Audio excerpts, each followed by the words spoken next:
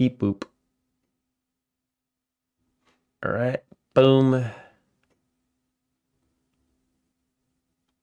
seems to have care. She just wants vodka and cigarettes. Has a dealer on speed that when she gets All right. Stream request is open. So if anybody wants to request any music, feel free.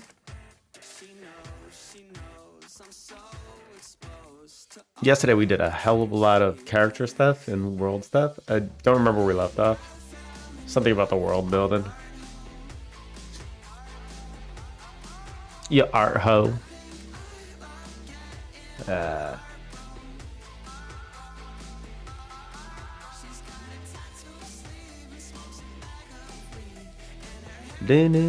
Hey Termos. Lord. I call this Echo Valley, but it's actually Hollow. Do we still want to call this Hollow? Hollow has like a... I feel like to me Hollow is a bit of a... kind of... actually Hollow's fine. Hollow feels a little more mysterious and creepy. Welcome in, Termos. How you doing? I see that you said you got over your problem. What are we doing today? Not sure. Something game though. There's always avenues. Ace and Squirrel, hey, how's it going? Long time no see. How you been doing? We're just working on our RPG.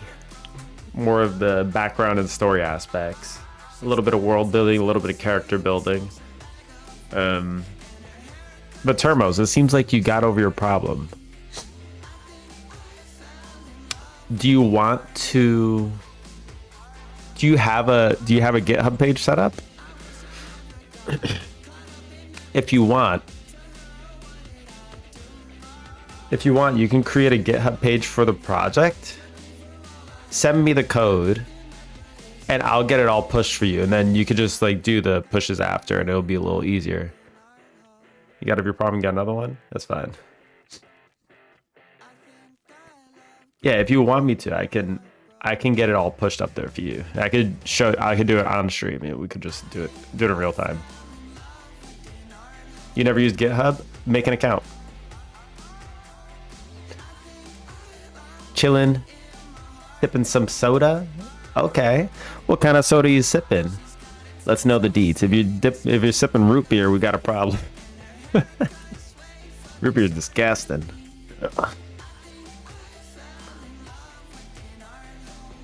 We'll try tomorrow. All right, Pepsi. All right, Pepsi. All right. I actually don't really drink soda. If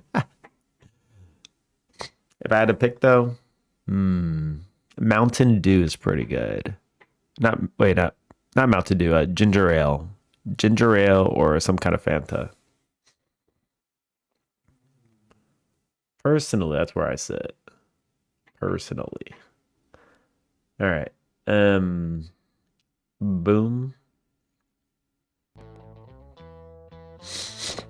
All right. We have a stream request, so you can do a SR command. Doesn't work with YouTube, by the way. But you can you could request for songs to just come in.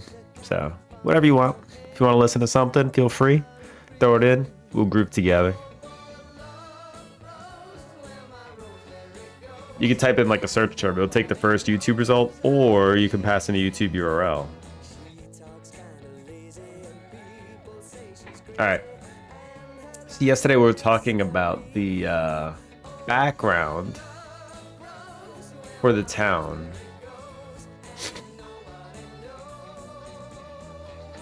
And we have our characters that we made. I think we could, hold on. Characters. Dolly. Her name is based off of the flower Dahlia. She got her traits. Pink hair. She got the cotton candy syndrome. Thank you, Lou.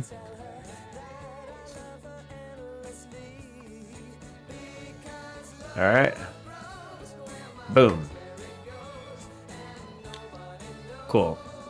So we got a lot going here. So we can build the town a little bit now. I think after we build the town up a little bit, we can engage a little bit more with how it should look and how it should feel.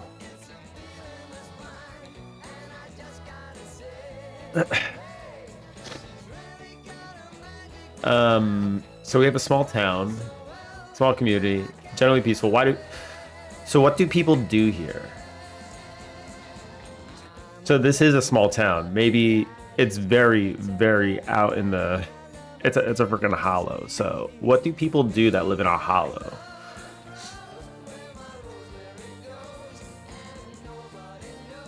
What do people do? I imagine fishing would be one thing. So we need that fisherman guy. There's also going to be like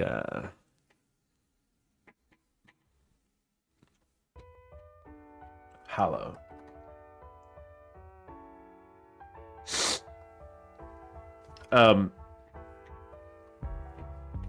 If you want to send me what you have now, that's fine. But like, what I would recommend is I can walk you through it right now on how to use GitHub. Like I can do this right now. I'll be your personal thing. All right. The thing. I'll be the thing. Okay. If you just create your YouTube, not YouTube, your GitHub account, you'll be on this page right here. And put on Bob's Burgers Lofi. Well, you damn right. Hey, you know what? It friggin' jams. I've never even watched Bob's Burgers. Drinking chicken racks. All you would need to do is once you make your GitHub page is you click the new at the top left. You name whatever you want to name your shit. You don't have to do anything else. You can just click create. You don't have to put a description. You don't have to do anything. That's all you need to do. Let me know when you got that done. And you want to make it, you can make it private, but then you have to share with me. For now, you can just make it public.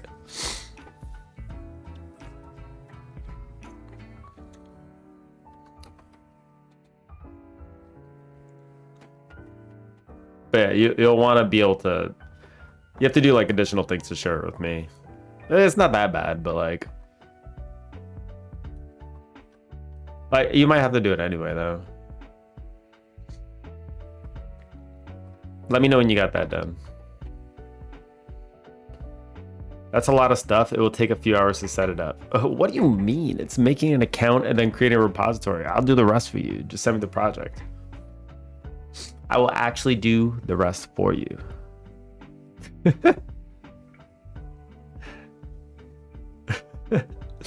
Maybe done by tomorrow. All right. You know what? I offered. All right.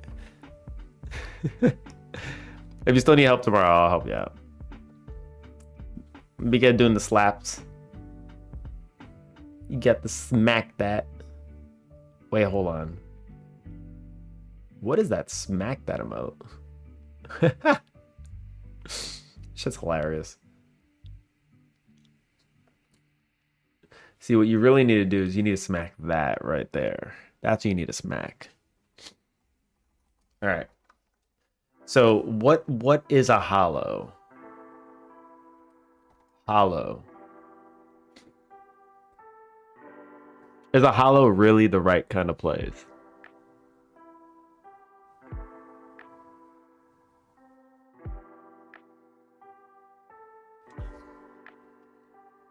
Hollow Town.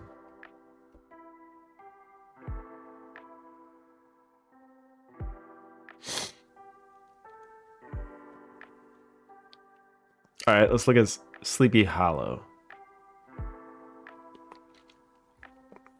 When Rain World? I don't know. I am going to be focusing a little more on game dev, but I'll dedicate some days here and there to playing games. That could be on the list. I could do a vote for the next game we play. Oh, Gilmore Girls is set in a small town called Stars Hollow, and it's perfect. All right, good. And you've seen Gilmore Girls, so you might have a better idea. But yeah, like this just seems to be another example. Like, there you go.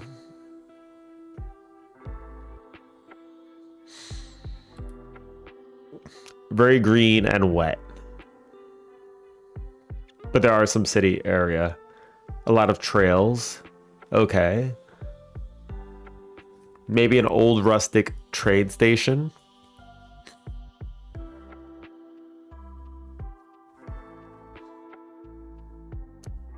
Stars Hollow. Let's take a look.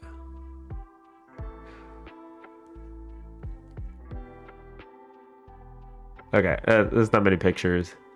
Picturetown in Connecticut. Okay.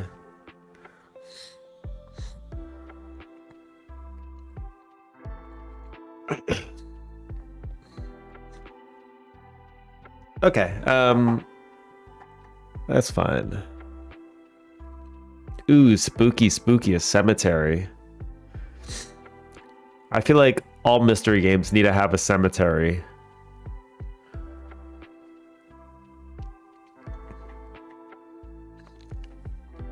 Oh, you know what? We could have a cemetery. And the girl that died should have a grave there.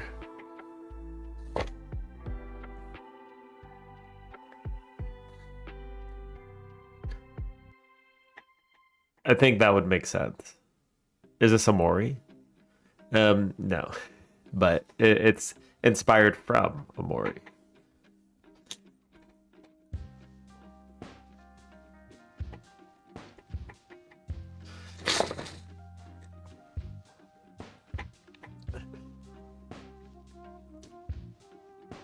Fairgrounds to the right will host seasonal events. It would be the lakes, so any lake activities like fishing, kayak, and stuff. I was looking something to put in the south of town. It could be a cemetery, right? I think you need a cemetery makes sense, and I think it makes sense in this game too. It's some Mori. True. Actually correct. Some Mori, some tail, some Undertale.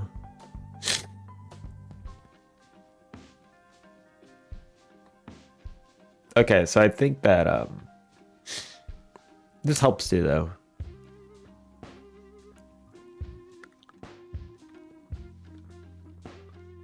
View the Zappin' T with Terrytone.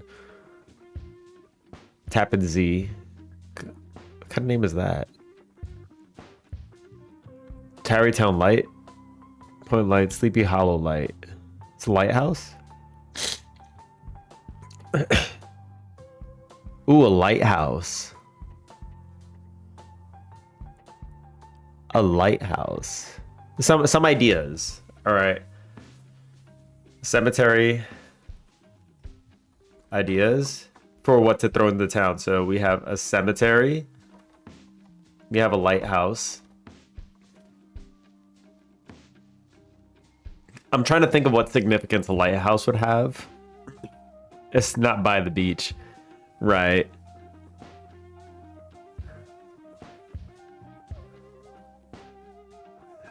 I don't think you need a beach for a lighthouse, though.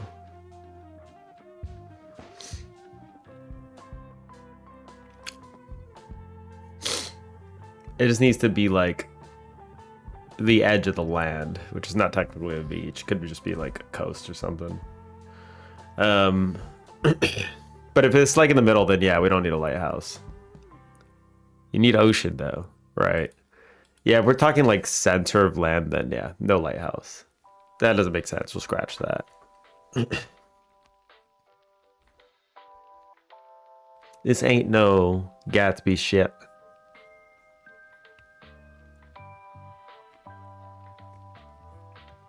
Okay. So I think the cemetery is, I feel like I saw it and it's a must have.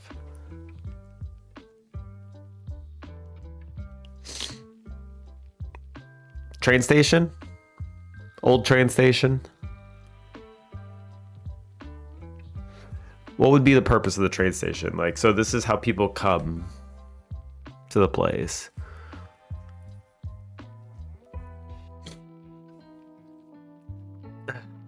But I'm trying to think of any other significance for this train station. We probably don't need a train station.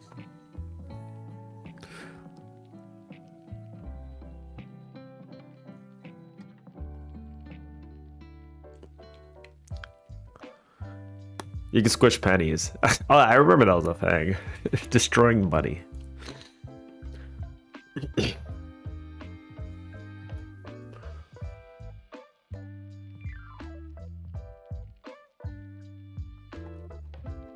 Around the world.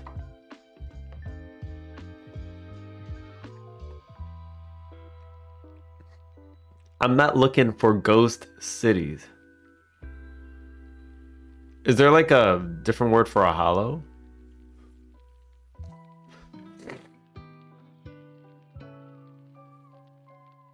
You can walk along the tracks and you through friends and find a dead body. Yeah, I mean, that's the kind of charm that a train station has, yeah. I think yesterday we kind of established that this doesn't need to be a murder mystery. I love the name Echo Hollow. We aren't changing it. No, we're not changing it. I'm just trying to find a way to look for hollows around. I think I like the name too. I feel like it kind of matches with the theme of the game. It's a small town. Hollow is a small town. What is a small...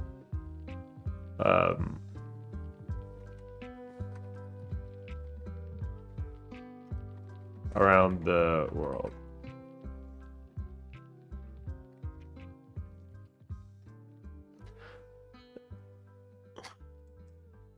Let's look at small towns. Let's get some inspiration. Stop trying to dox me. It's the UK. UK is very green. Freaking Germany, man. Germany is so pretty. Look at the cobblestone roads.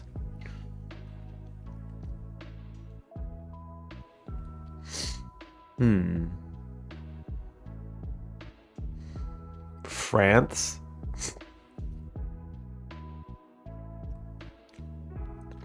France, they're just chilling up in the mountains, sure.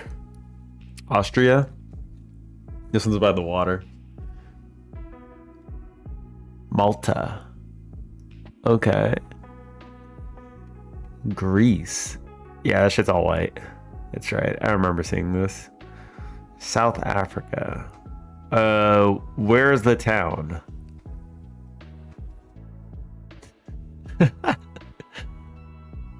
Oman. Shirakawago. That's pretty. Hi, Thailand. Couldn't afford a town. They just gave you scenery instead. Everyone just sleeps on a sleeping bag on the floor. Cape May, New Jersey.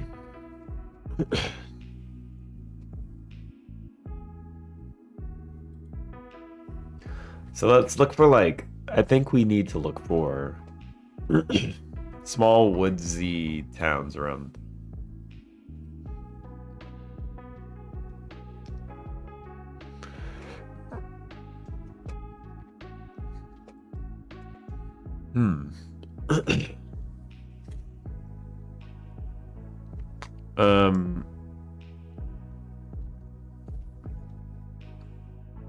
Bow.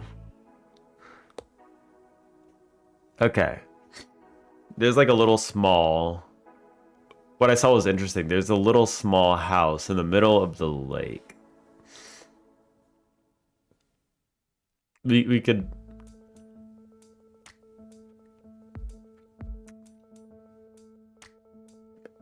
That's interesting.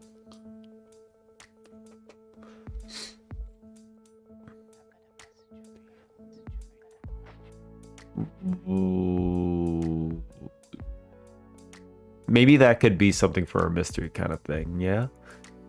Because I was wondering where would the house where everything happened could be like somewhere at the edge of town, or it would have to be somewhere a little discreet. I feel like this is another way to have something discreet, to have it in the middle of a goddamn lake.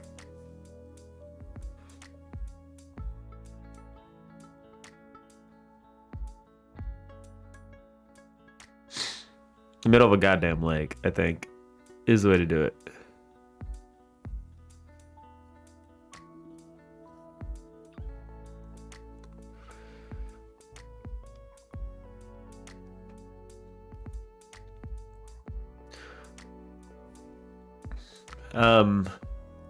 Okay. I think you think up to the north, of the side of the lake where the player can't see or access yet.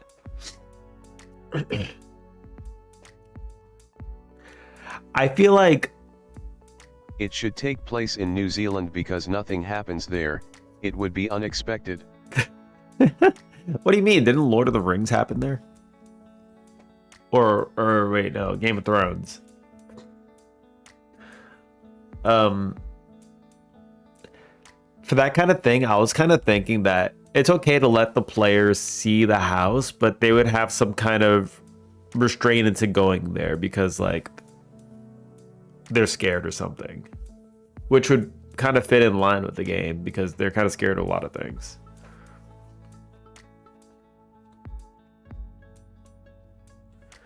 So I feel like having it like partially accessible is fine. They wouldn't see it unless they took the north path. Oh, I see. Yeah. I think that'd be fine. Yeah, let's not trap it on an island. Hold on.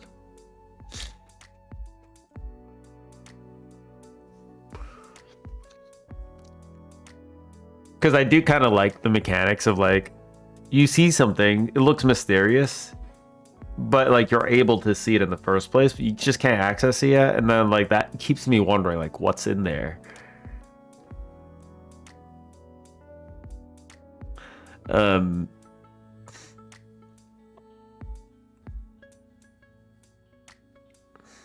Okay. Fort William, Scotland. Okay, let's look for small town activities.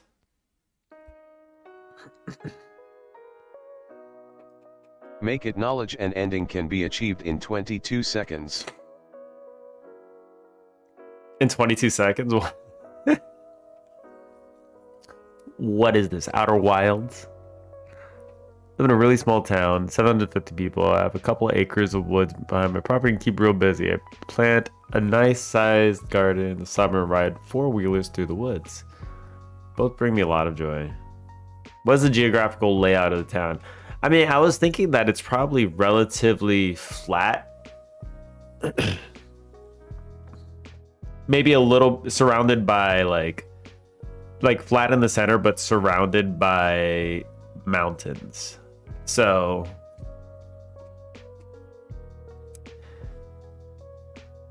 technically, if your voice is loud enough, you should be able to hear an echo.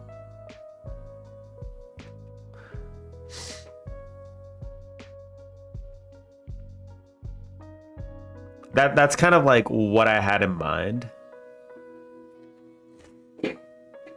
in naming it that. It doesn't need to be completely surrounded by mountains. There definitely need to be mountains towards like some kind of end. But I was thinking of calling it Echo Hollow. Why? So why is Sleepy Hollow called Sleepy Hollow? Sleeper's Haven, which refers to tranquil, often misty valley. Okay.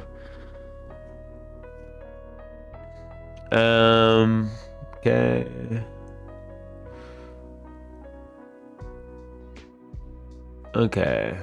Where sleep is because of the peaceful, foggy nature of the valley where Pocahontas flows into the Hudson Ill. Okay.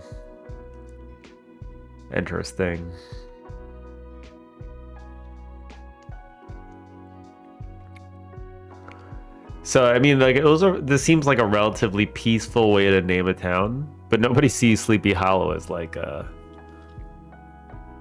very positive sounding thing. Freaking. Okay. So why would this be called Echo Hollow?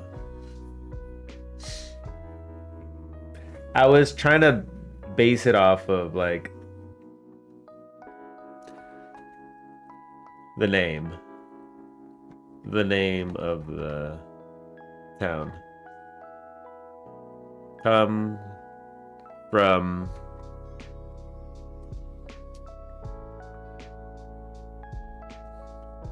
There's Echo. There might be a place people frequent in the mountains. There might be a place that people frequent in the mountains because there's a reverberating effect. Exactly. That's what I was kind of thinking. Like, there would have to be some place where like it's kind of famous for an echo. Comes from. We could probably have a spot in the game that allows you, that lets the character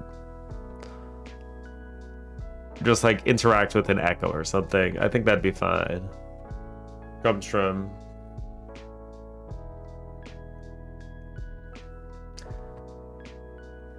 So the name of the town comes from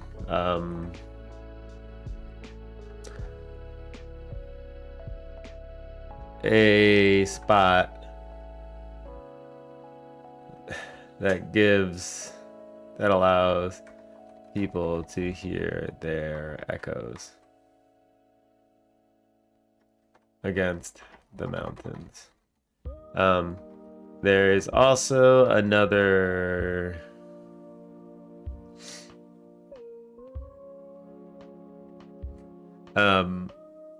there's also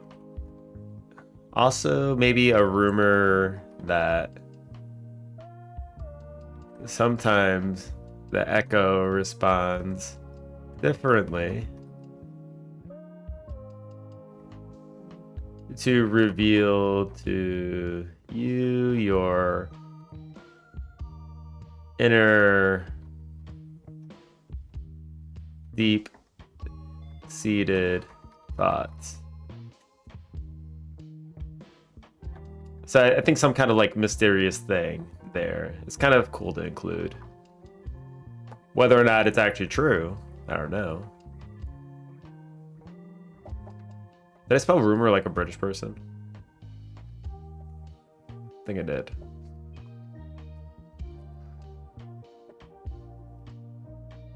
Okay.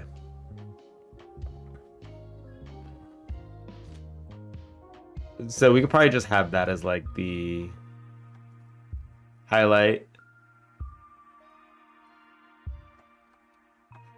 Description: small town, small community, generally peaceful, gorgeous lake, haunted house, cemetery. We can make a map. Probably.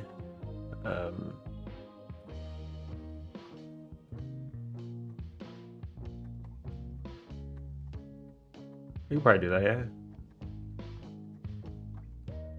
yeah. Let's do like 3. I did that all wrong. It's fine. Ding, ding, ding, ding, ding, ding. It's gonna be a pain in the ass to do like this, isn't it? Wait, Control V should be block. Why is it pasting? What? Hello? I don't get block select? That's not good.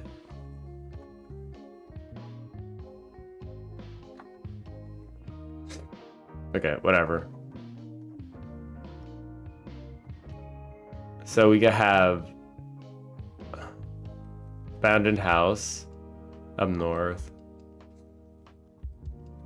I'll just draw out a map. Yeah, I'll draw out a map.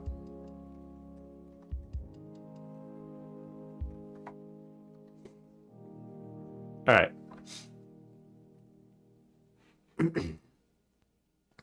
I think generally the way the town was laid out was kind of good.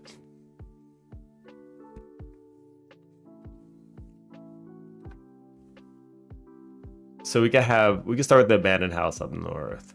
Abandoned house. Abandoned house. AH. Boom, boom, boom, boom, boom, boom. Over here would be the lake.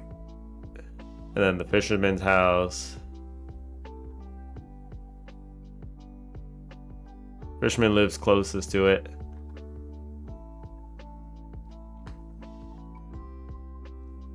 Then we have the whole town area. Chung chung chung chung.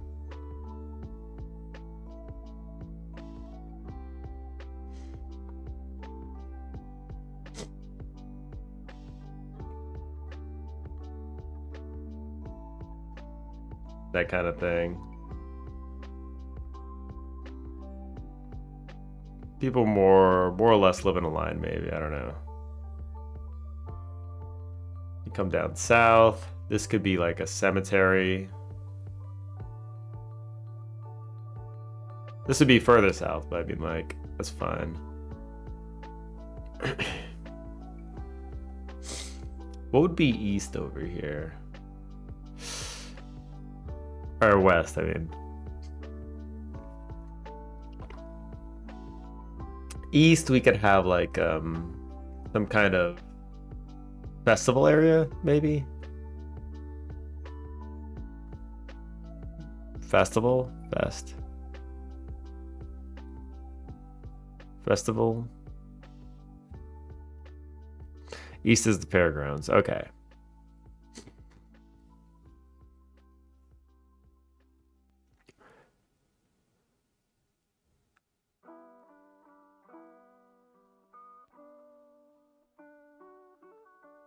Fair. Got it. Fairgrounds.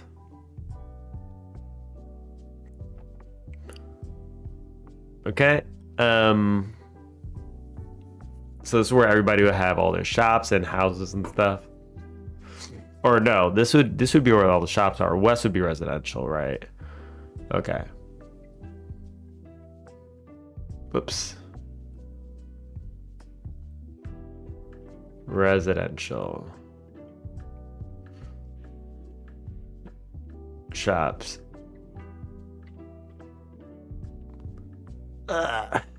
Cemetery.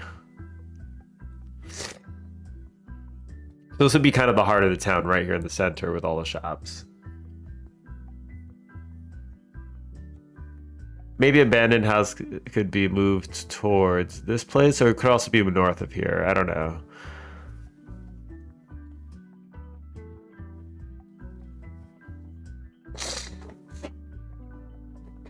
Cemetery is south. Yep. I mean, technically, we kind of have a full map now. We do have a full map, so we're actually pretty good here.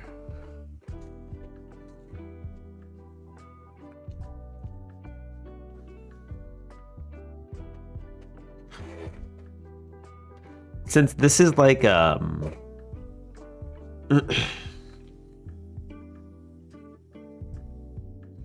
since this is a game based on people resolving their problems, we could probably flesh out everybody, but not make it required to go through everybody's problems.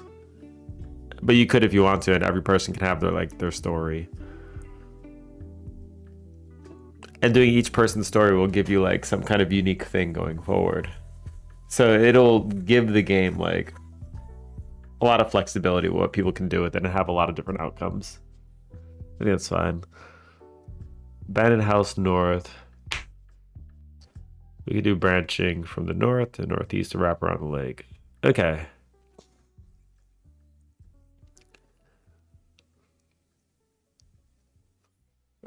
Or here. So you're kind of saying like over here. I can't even do an arrow, man. Okay. There we go. Or... It's so hard to write with the mouse. Okay. Cool, so we kind of have a town. Technically, this looks like it would be a town.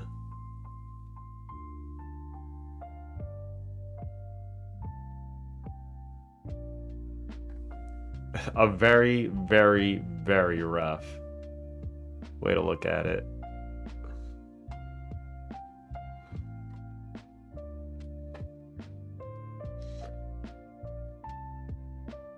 That looks like it says shat.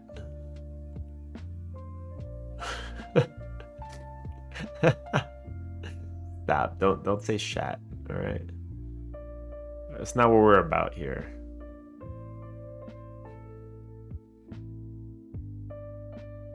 Shop. Okay, that feels better.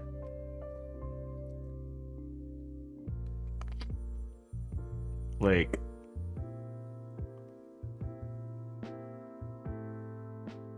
Ah, okay. Lake.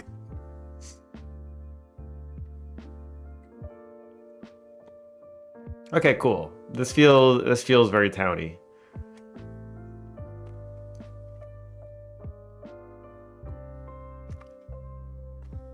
You might have to just change around like how this looks, maybe not a line, but like we can make it feel a little more towny. It should be good. It should probably be a little more square, maybe. Wait. Sudower. How you going? How you doing, Sudower? Sudower. How you doing? We're making our town. Okay, I'm gonna screenshot this. You probably have a thing. You probably have an idea of what you want to do there. But I'm just gonna share it there anyway, just for, you know, just because you never know.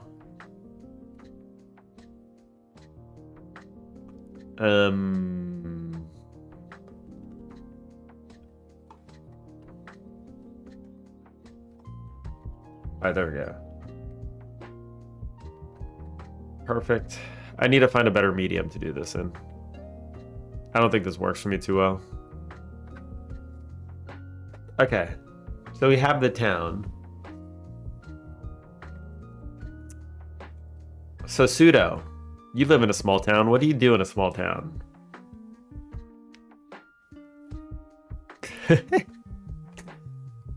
We have fishing. We have a haunted house. We have a cemetery. What do you mean? I live in a trash can.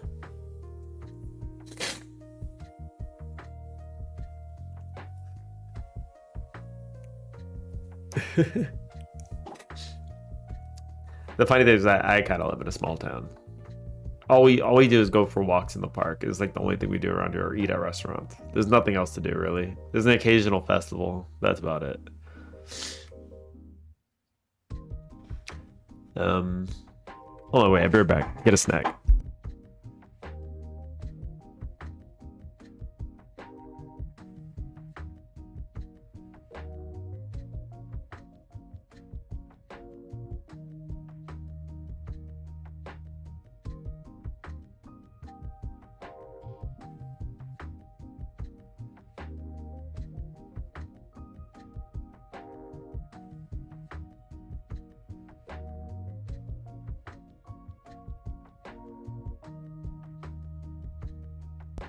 All right.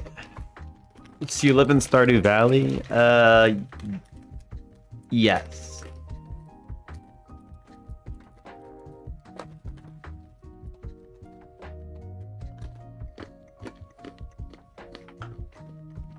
What's an arcade laundromat thing?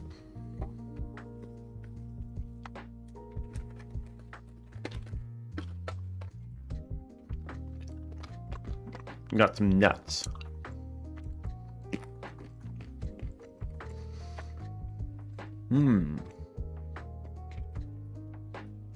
Okay.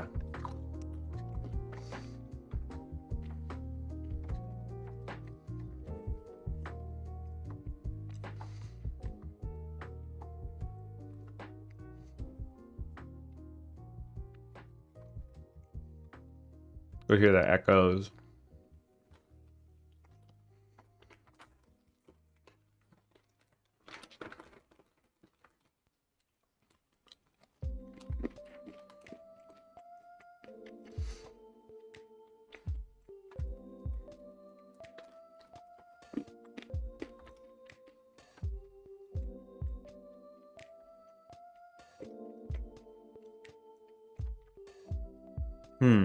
I was thinking, like, where could the echo thing be? We'll figure that out, though. You made a watch? What the hell? Isn't that pretty hard to do? How big is the watch? Because I know there are a lot of small parts.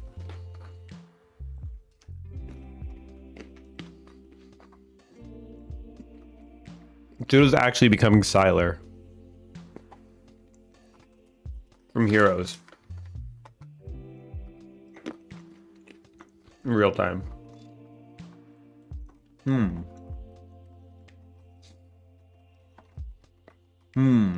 Okay.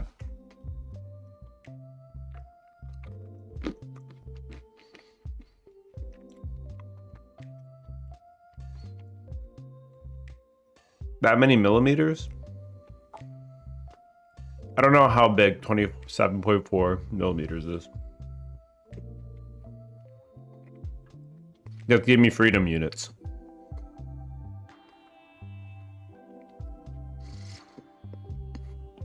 That's like 2.7 centimeters. 1 inch. I feel bad for the ladies, Suda. I'm just kidding. 1 inch, I guess that's like the standard size, right? For a watch.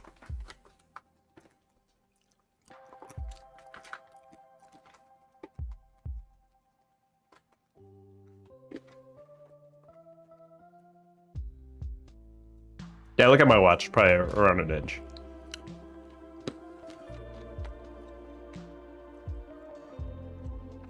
Okay, I think we've fleshed out the town.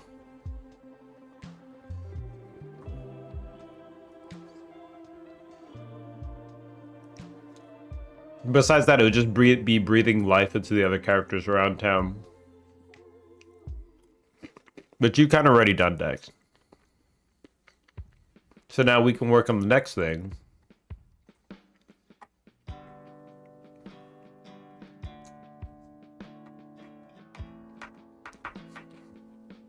Which would be the battle system.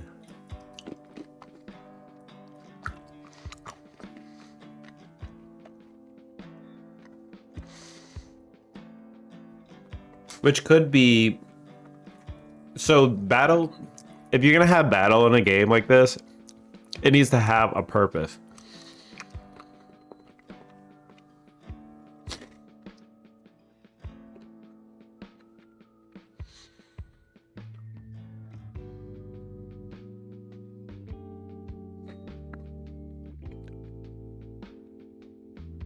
A 7-Eleven in the 80s. Listen, I was born in 89. I don't know what 7-Elevens were like in the 80s.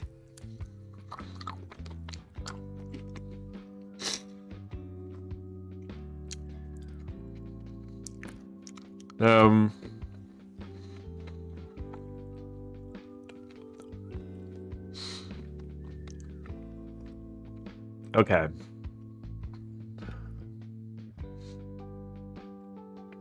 Yeah, really? I feel like I kind of remember this, though. Arcade, laundry. Yeah.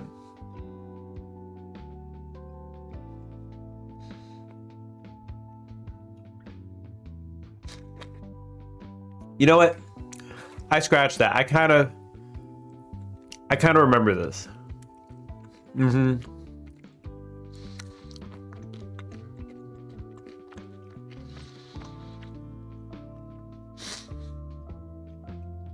kind of remember this. The cool thing is that when I was younger, my dad worked in an arcade. and we lived in a building. It was like a co-op. So like people in the co-op kind of have a say, like they kind of all have a say in what happens in the building. And in the basement, my dad was able to bring some arcade, like these old machines, bring them in, and we just have arcade machines in the basement. People just go down and play them.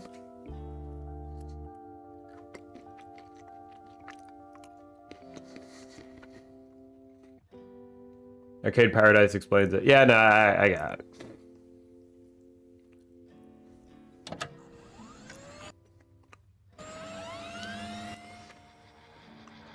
The games that we had were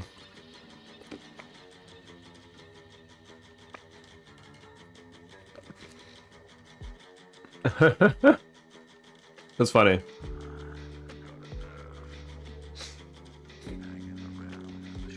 Ew, yeah. Okay, that's kind of cool.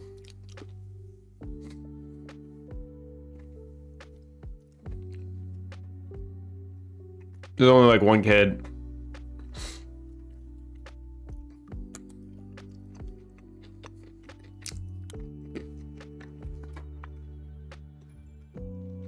I mean, we can add characters that are a little more NPC.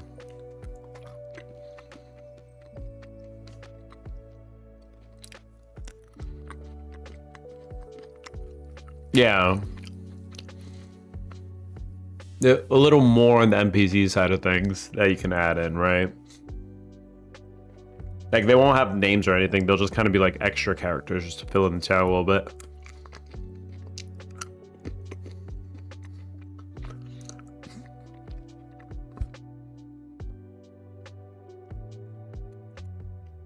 We could give them names, but that's a bit of a design decision.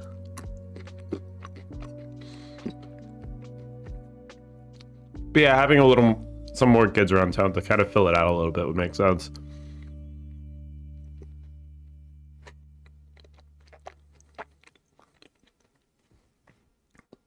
And then just like the main NPCs would be the ones with the stories. All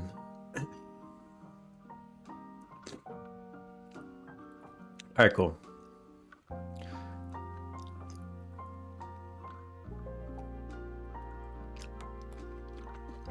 I think arcade laundromat would be kind of cool.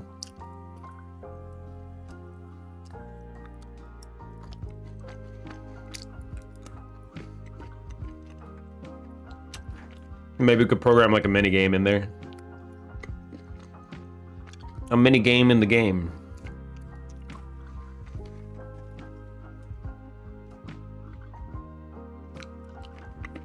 Okay.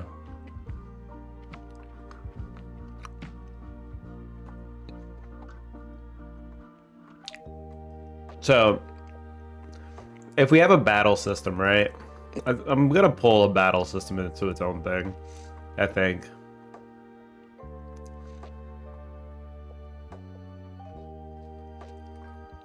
Battle.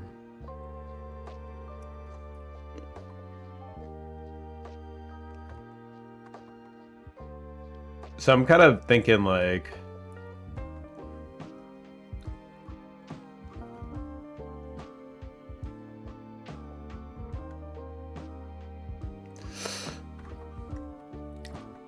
what can we do about this?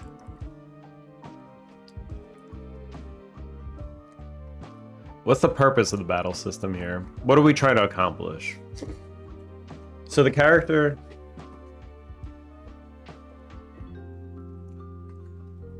faces in some issues internally that prevents them from being able to do the most simple things like basic interaction with others, as well as feeling anxiety often.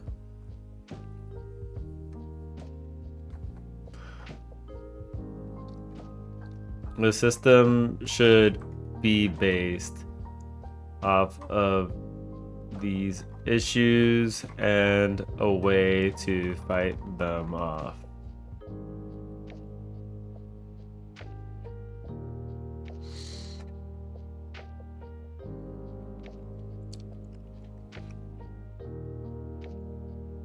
Okay.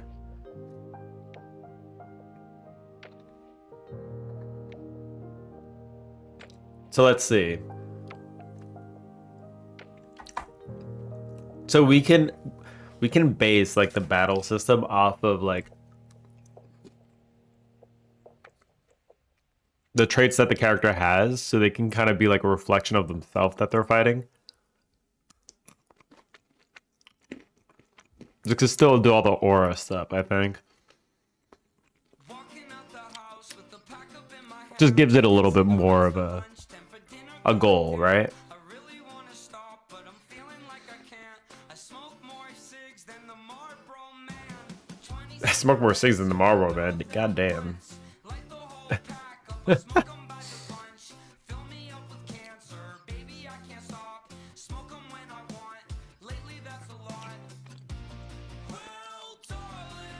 Okay.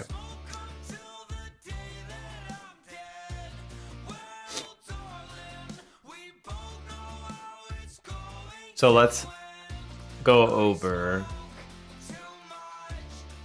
I don't know how this will manifest yet, but so anxiety. We'll turn anxiety into some kind of interaction. Anxiety, naive, shy,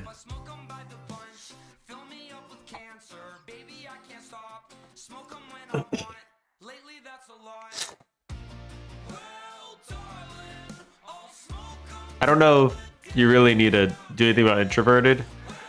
Being shy and introverted, I think introvert is more of just like a trait. It's more of a static one, right? Gamer talked about this in the past, but it's like what gives you energy. Like if you're with people or if you're kind of doing something on your own. So this one is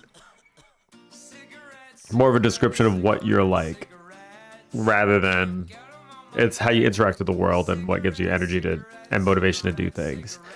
So I don't know, people would consider this a negative trait, though I feel like it kind of is connotated as a negative trait, even though it's just a trait. I'm just gonna leave it as a trait.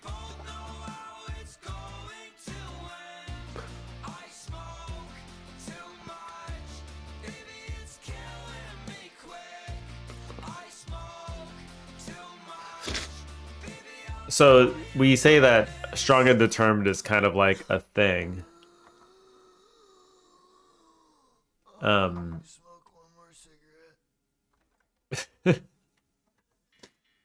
We say strong and determined a thing, but this comes from weak. You initially need to be weak before you become strong, so weak.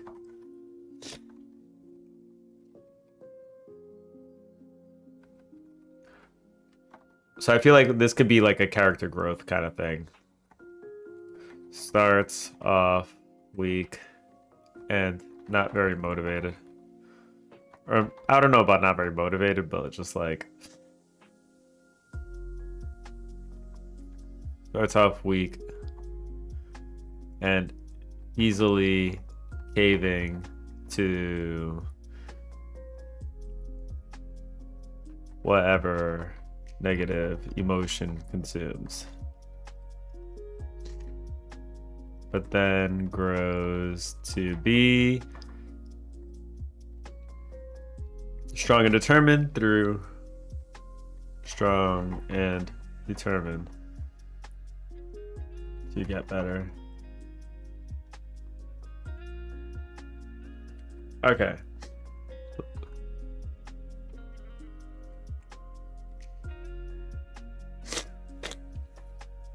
Weak-spirited.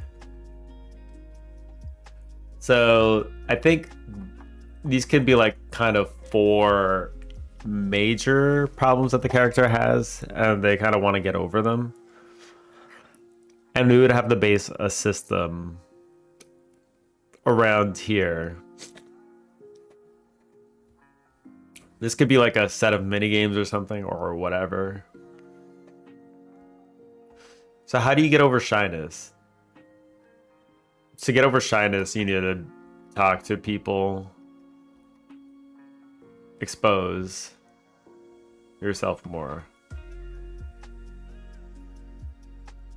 So what could be a gamified expression of that?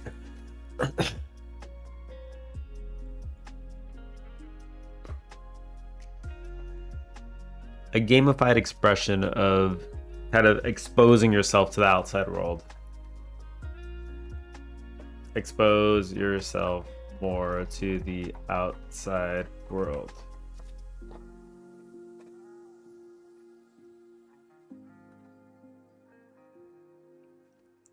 Like, where does shyness come from? Shyness comes from a place of being scared of judgment. Am I right in saying that? Like, if you're shy, does that mean that you're afraid of people judging you? Because I feel like that goes hand in hand. Because, like, you would probably do it just fine if there were no people around. But the reason that you're shy is because you're not able to do this thing because you're scared of what people might think of you. Hence, you're shy.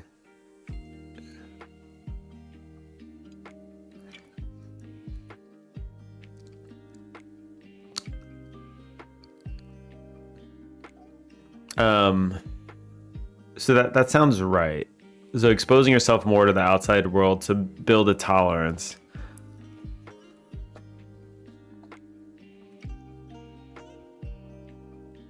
Build a tolerance. That sounds right.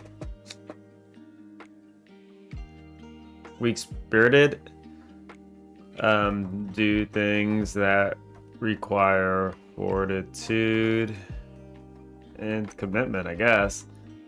So this could be to battle a weak spirit. You would essentially want to do something that's kind of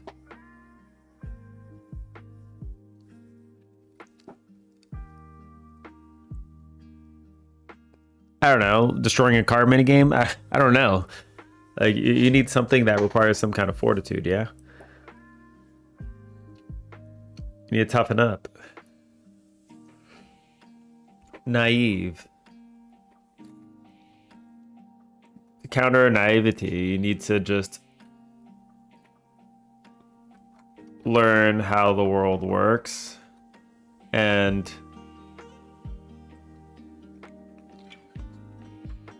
don't let the system cheat you. Anxiety. Counter anxiety, you need calm. Deep breathing. Learn to relax. Even in times of stress. Okay.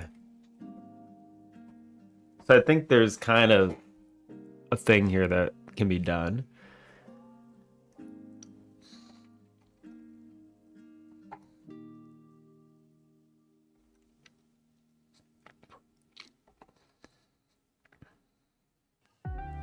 So I would say, like, we could probably start with weak-spirited. Maybe there could be like a minigame where you wreck shit. Um,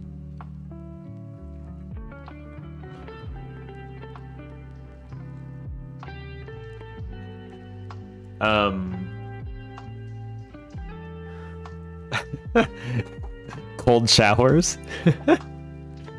But I don't know how you do it in the game.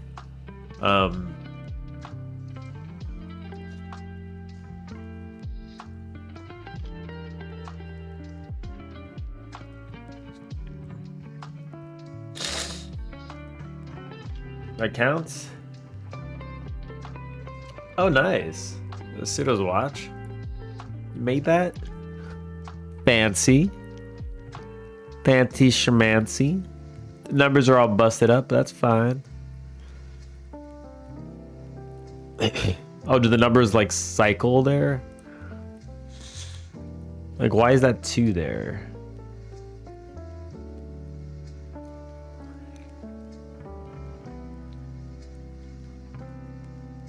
Oh, I see. It's like magnifying it. That's kind of cool. There's like a little glass there, magnifies it. Dude, you just made the watch. How does it look dusty already? How's it look dusty already? What'd you do? What'd you do?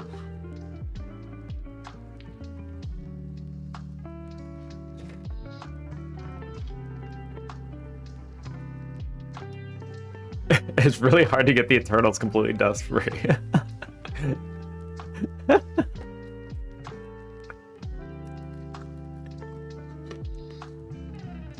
My man somehow made an ancient watch. Instantly had like a plus 80 for age. That's impressive though. It must have been pretty hard to make that. I could never put a screen on my phone because there's always dust. I always get my wife to do it. She's got better skills with the hands than I do. Anything that requires like delicate handiwork, I just can't do it. My fingers break things.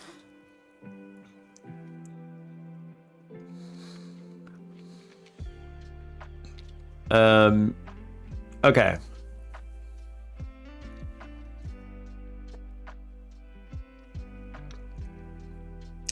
Almost cried and gave up on the seconds hand. Couldn't get it in. You couldn't get it in. You know.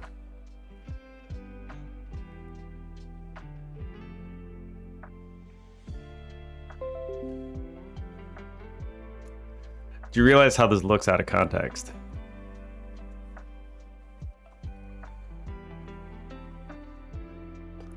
You're in trouble now, boy.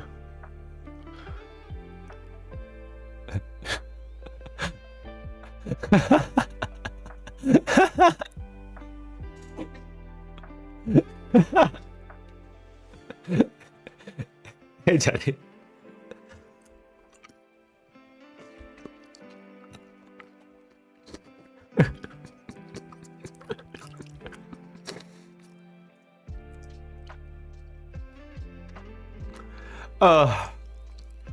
Okay. How you doing, man? We're working on like theory crafting our game and how it's all gonna work. I need some. I feel like I need some kind of inspiration here because I don't really know on like how we would.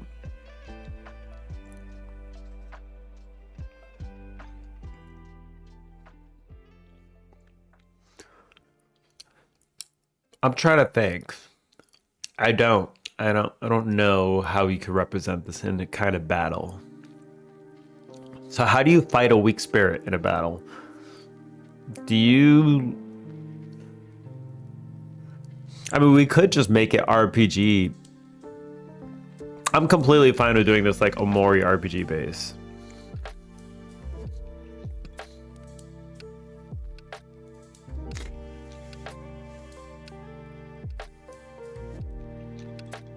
The Coco Lounge in virtual reality. I don't even have a VR headset.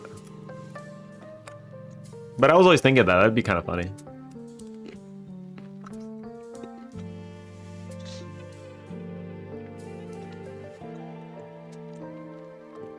You made the watch because you were too lazy to keep charging your smartwatch? You could have just bought a watch too. Was it just a lot cheaper to do that?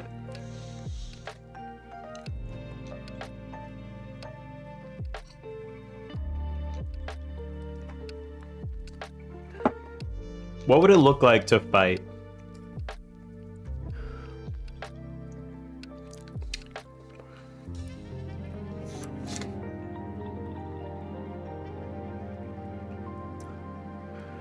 okay, so for anxiety, I kind of have an idea, right? So hang with me for a second. So there's an Undertale, actually. Undertale Blue Soul Battle.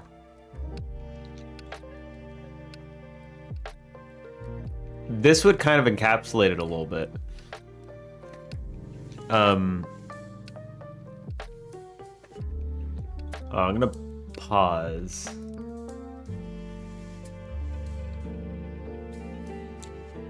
Where's the other thing? Okay, I'm gonna pause for a second. Okay.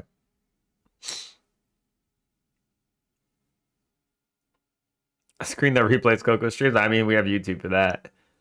Hold on.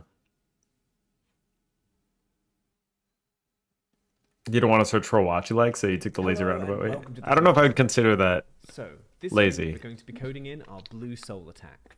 Now, most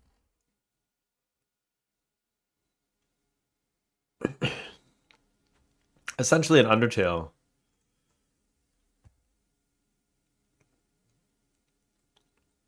Who the hell does the Blue Soul? Undertale Blue Soul Battle.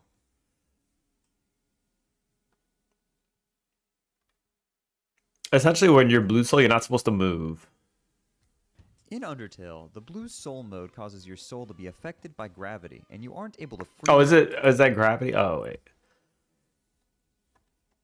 Undertale don't move battle. There's like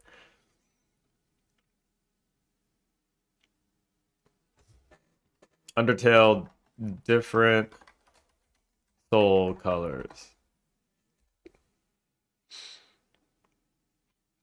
Okay, so you know what's interesting actually? That I guess Undertale kind of does this too.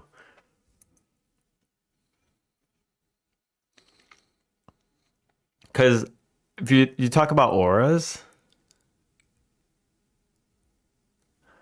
you come study coding there. Yeah.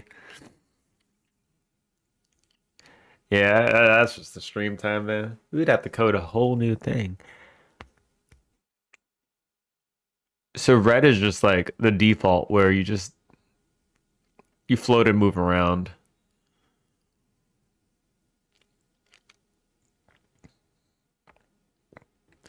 Okay, so Undertale Cyan Soul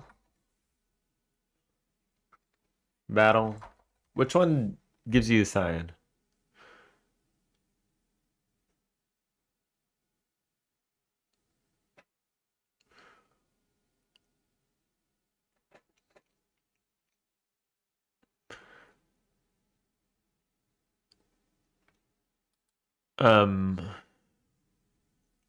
I don't remember which fights do this in Undertale. I'm trying to remember. Was it Undertale Papyrus fight? Is it Papyrus's fight?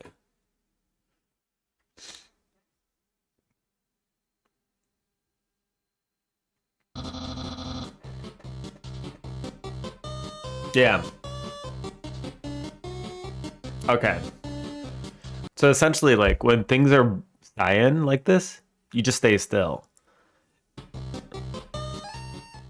And that kind of encapsulates like patience, right? Because you're not meant to move. You're supposed to just take in whatever's coming at you and just not hesitate. Just endure and just sit there and breathe. I think that kind of encapsulates that in a nutshell. Which is kind of interesting.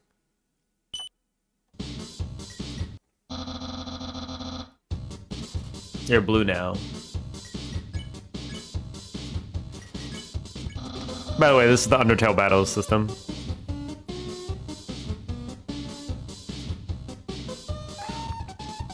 Blue means that you're like jumping and stuff. You're gravity affected.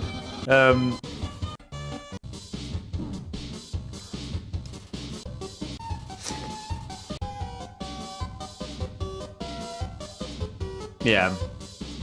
So it's like mixing in like some attacks with regular attacks and then like cyan color that you don't move.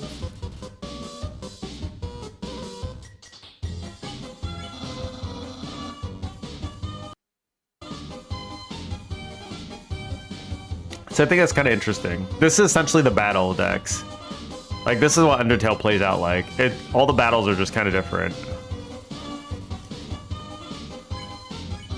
Papyrus realized he doesn't have ears.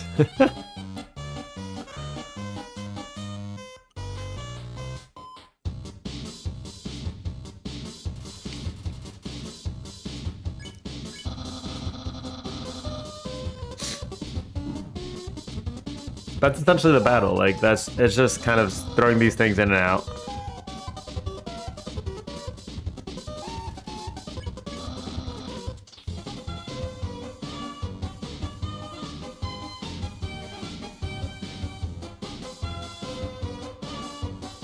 Freaking moving bones. Show me more unique attacks. Okay. Anyway. So that's kind of an idea, I think. This can work like Papyrus. Cyan colored attacks.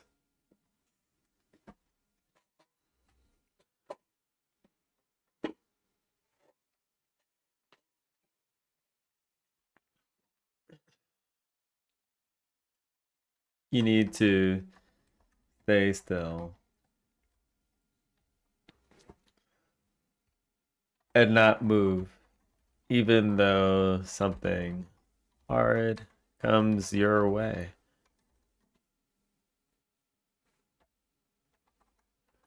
Okay. So naive.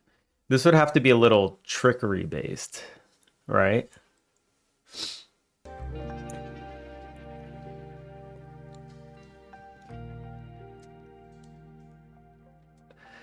This could be like little puzzles, I guess. Could they be puzzles?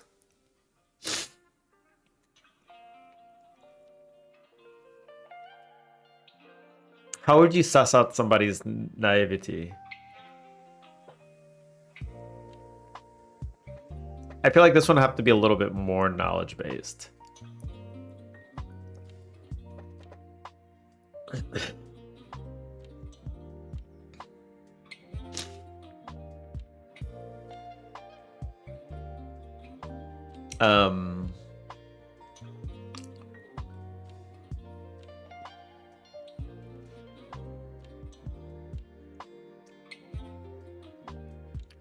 I mean, so let's imagine you go to a foreign country, right?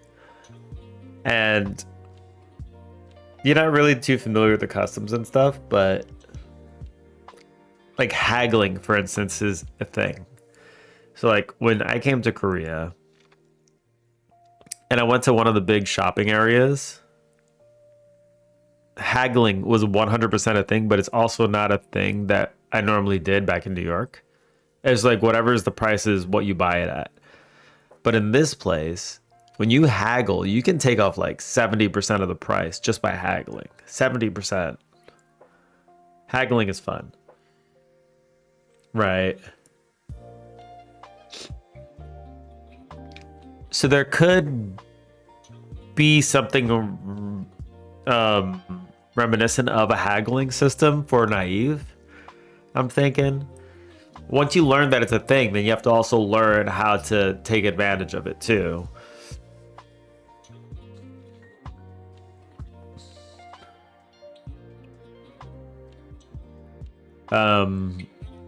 Walking away is even a tactic, which is kind of crazy.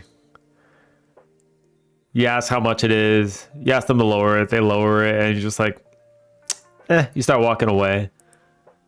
And then they call you back for an even lower price. You walk away again, they lower it again. Like it's crazy. Why set the price if it's not the price? Because they want more money.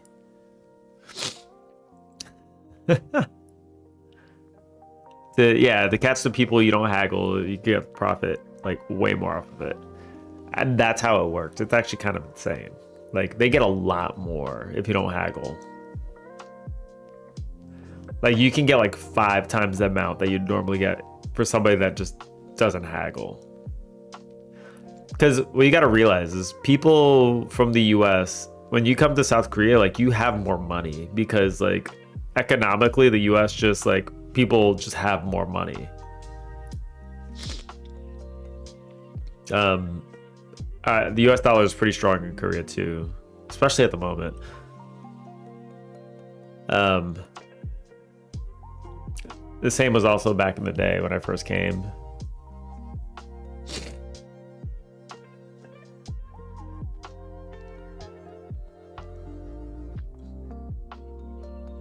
Right. But they're also kind of taking advantage of you.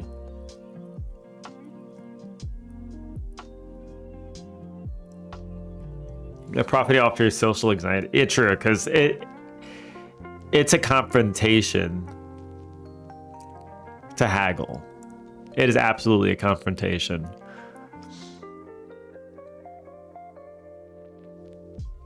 Yeah, if it's haggling culture, it won't be rude at all to haggle. It's actually kind of expected. Because only they know how low they can go. You don't know how low they can go.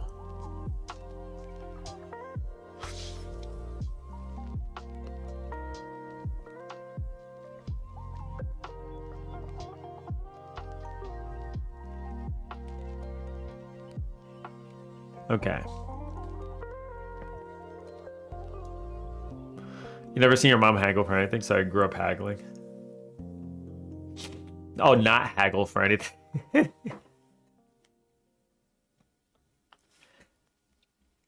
Yeah, I never had to haggle in my life until I came to Korea. They have it in Thailand too. You haggle in Thailand also.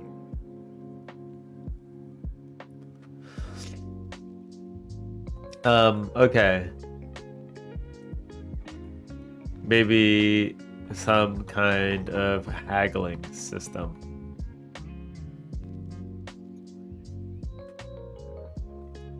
In my experience, if you try to haggle and you have my face, they get real mad. Like you can afford it, so you look expensive.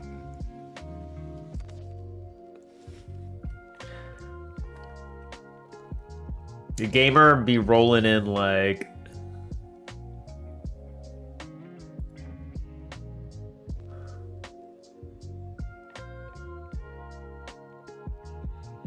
Hold on.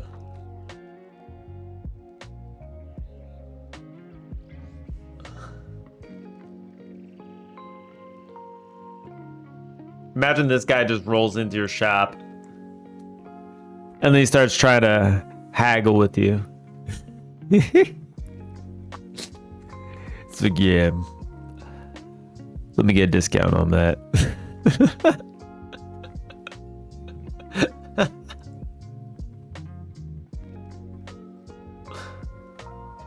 My clothes are torn. I'm basically a caveman. I'd pay that guy to leave.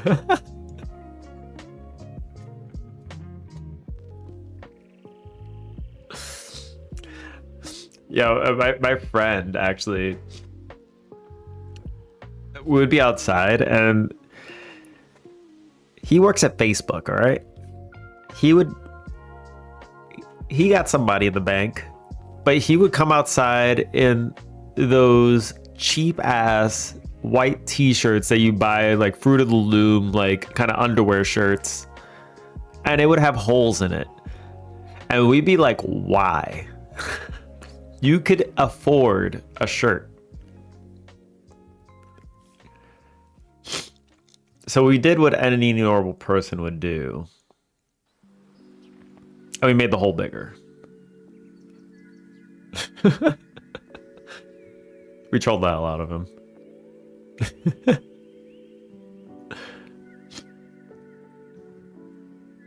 Trolled the hell out of him. He finally bought a new shirt. I think it was like the same shirt though.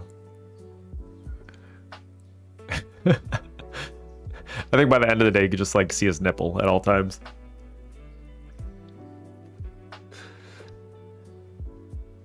I'll have 1,000 USD keyboard.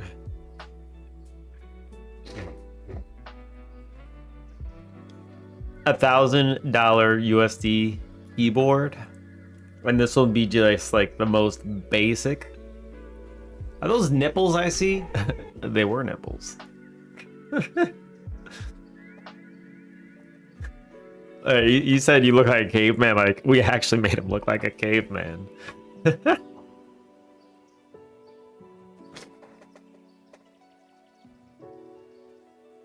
HHKB? I don't know what HHKB is. Happy Hacking Keyboard Microsite? That could be. Yes, that looks pretty basic as hell.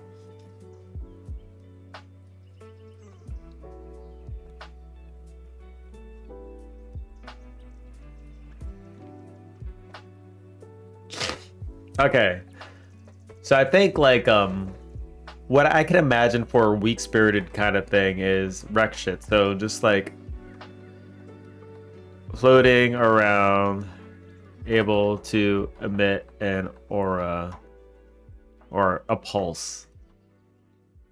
Emit a pulse to destroy things.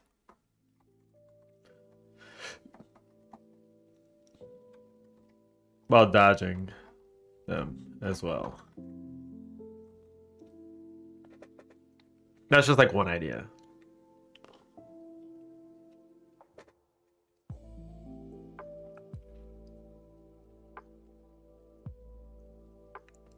That's one idea for like something to counter a weak spirit.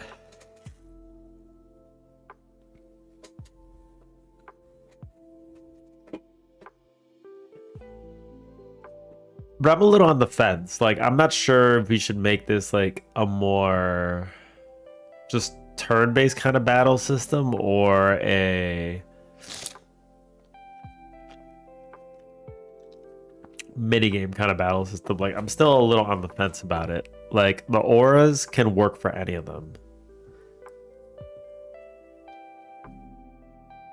I feel like turn-based might work a little better.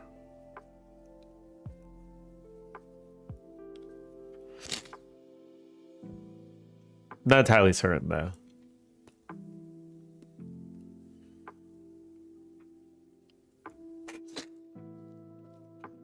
Oh man, why is my nose so stuffy?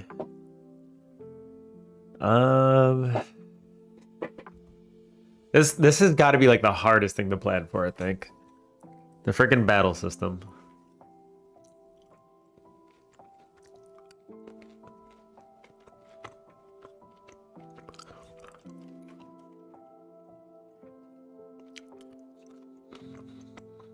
What if you don't actually go into a...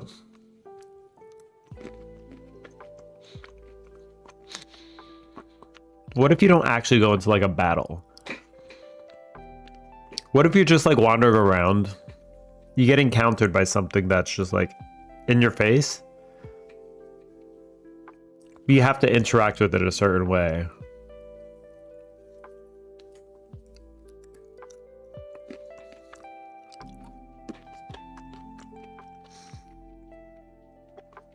So like you feel scared, you feel anxious. There would be like some kind of deep breathing minigame that's just on the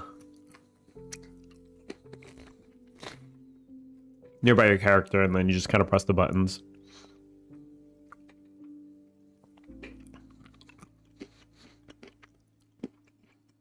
Then your character will calm down.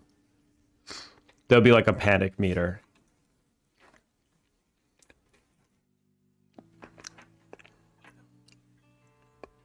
To be able to beat your naivety, like, you would have to interact with certain things. And don't let them take advantage of you, but you kind of outsmart them.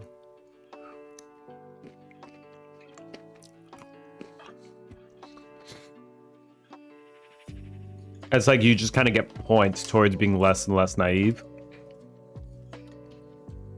And you kind of grow in the opposite direction.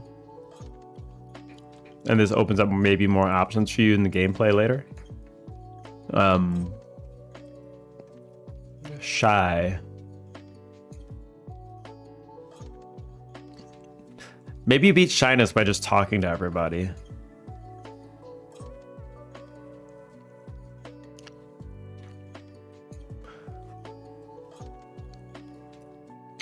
You beat shyness by going through everybody and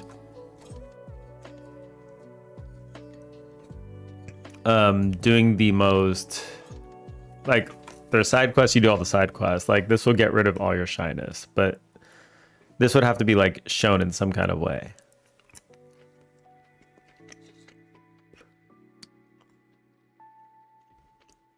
You think that works?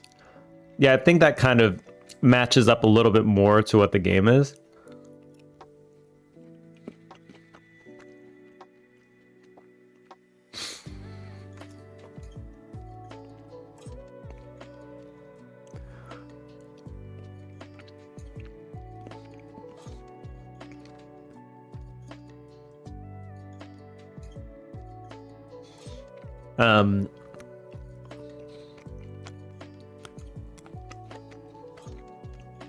Well, weak spirited. What do we do about weak spirited?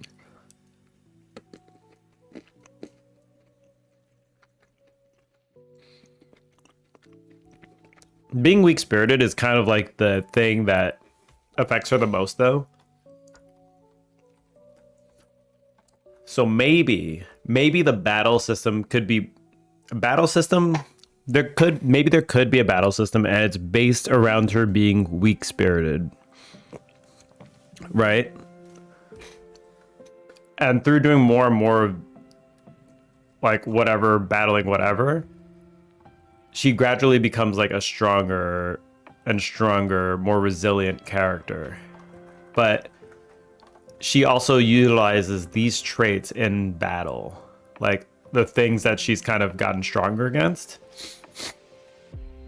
And these can have the auras, right, that she's fighting against. But the whole point of the battle is to, like, capitalize on getting like a stronger spirit. This is kind of like her core here.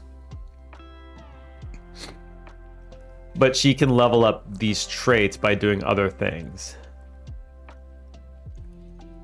So I think that might make a little more sense.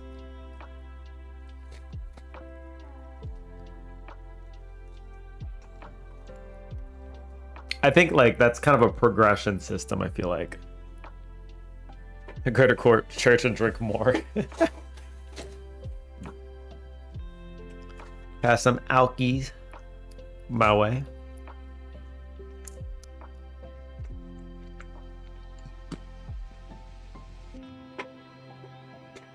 Okay.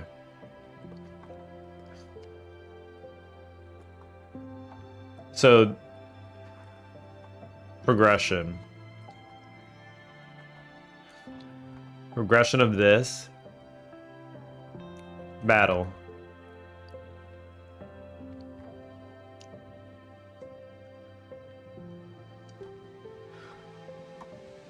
For the sake, so at the core, we have a weak spirit that is gradually getting stronger. Utilize traits gained through interaction in the game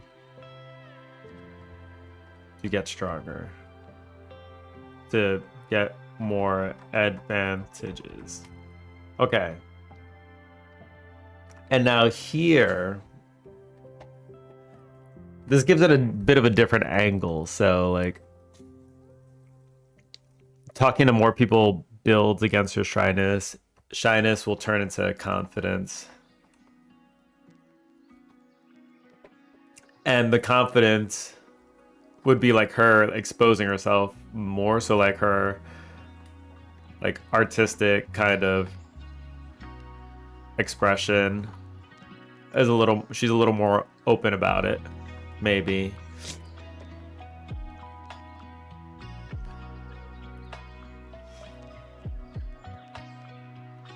being able to say what she wants to say without hiding.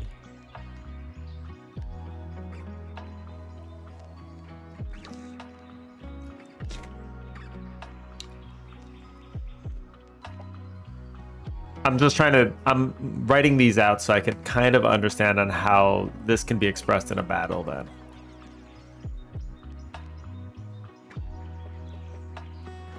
Maybe it could be like some kind of... It definitely feels more towards like a turn-based battle system.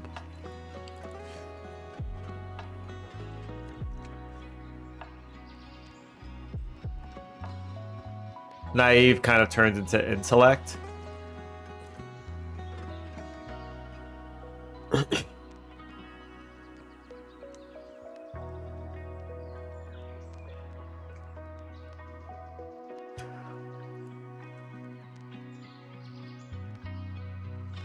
Calm.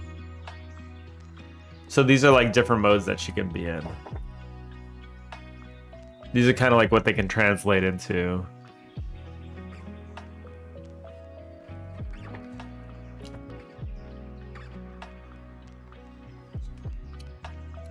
Intellect would be...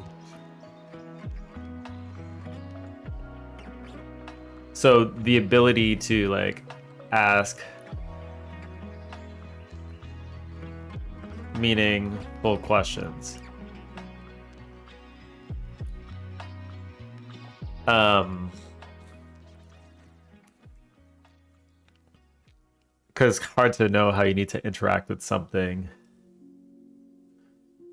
if you don't know anything about it. And it's really important to know how to ask the right questions so that, you know, it's possible you get screwed if you don't.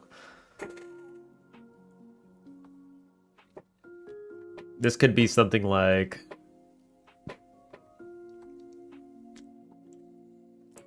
find weakness would be kind of like an outcome of asking me a meaningful question, like finding the weakness of whatever it is you're fighting.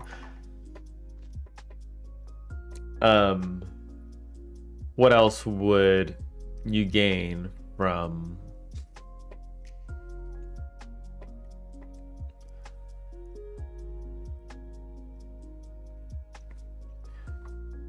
this?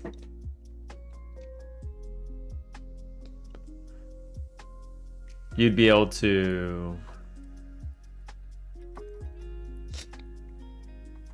observe, maybe higher chance of not getting hit. Higher chance of not getting hit, so you have dodge. That kind of thing.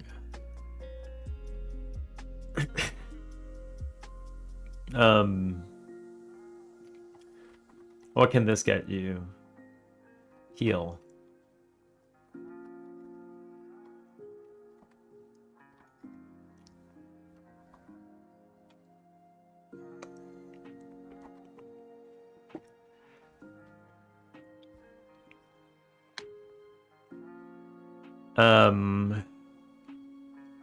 So if you're in combo, you can heal, you can...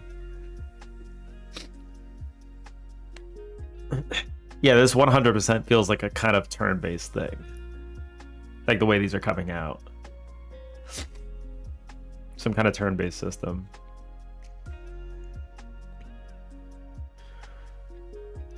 Heal. I don't know what else you'd be able to do besides heal. I'll think about it.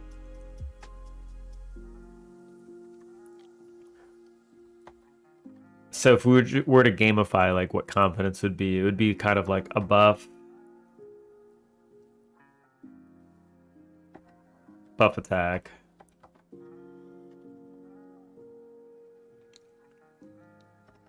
Intimidate.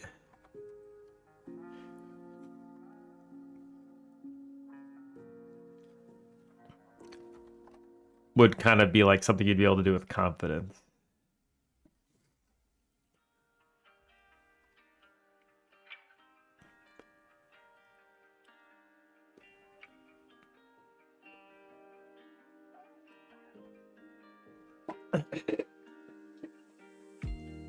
Okay, I think there is a turn-based battle system here. And Dex, you remember that kind of mirror thing that you'd swap between modes would be?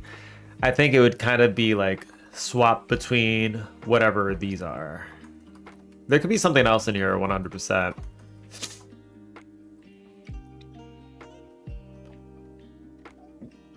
Neutral. That would be like a neutral state too. Which would be starts off weak,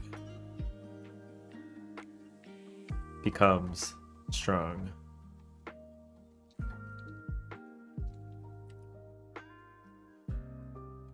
Dolly as is.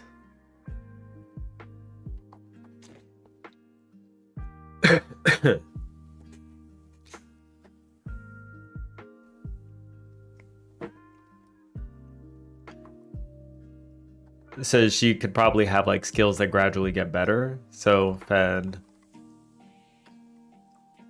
It goes from like fending off negative emotions or whatever she's fighting to just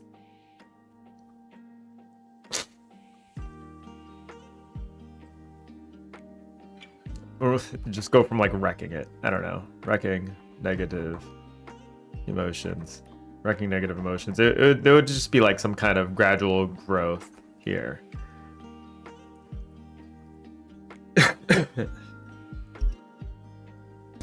I think that's fine.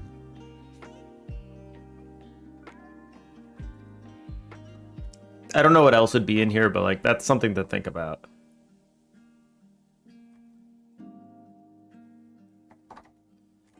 Ingest, hey, how's it going?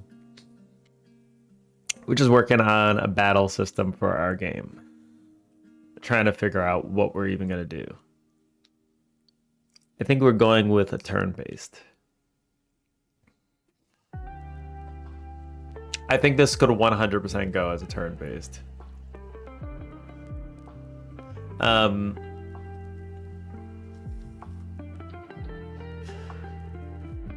And we got some character growth that can happen here as well. So I think we could just scrap the whole idea of like this kind of Undertale-esque kind of thing. I think the Mori route is the better one for us on this one.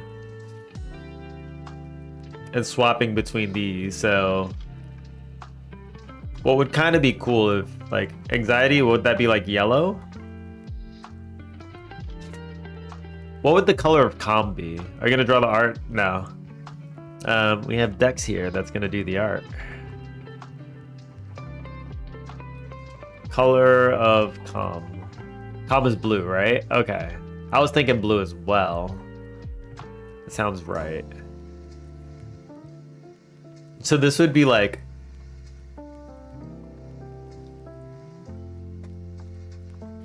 her colors themselves can like gradually change as she grows too. Which would be like some kind of dynamic on the game, which would be kind of nice. What kind of color would naive be? Green would work as well for calm. Green kind of feels like nature, yeah. I think we can work with whatever.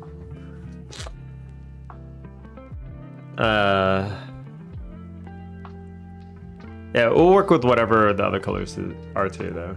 In terms of auras, though, blue is calm. Oh, okay. Yeah, for the aura part. Yeah, we're doing everything with like an aura.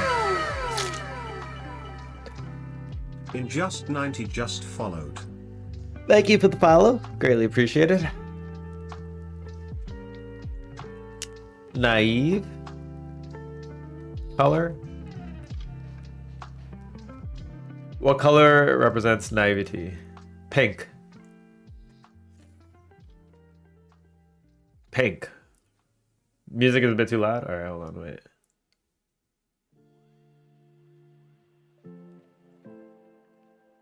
All right.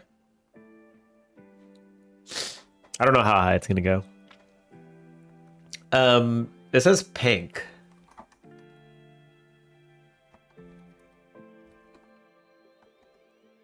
Intellect would be distro. Nah, I'm not using Linux. This is Windows. It's Windows. Imagine that. It looks good. I'm just using YASB. That's it. That's all I'm using. With some Kohlrabi. That's it. Let me close this. All right.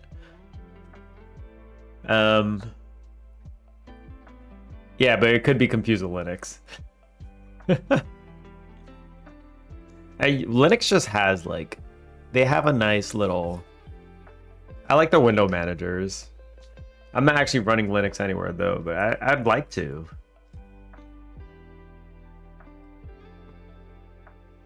Wisdom is indigo. Ooh, okay, wait. Indigo.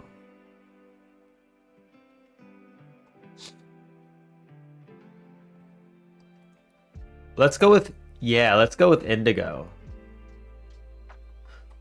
Which is wisdom.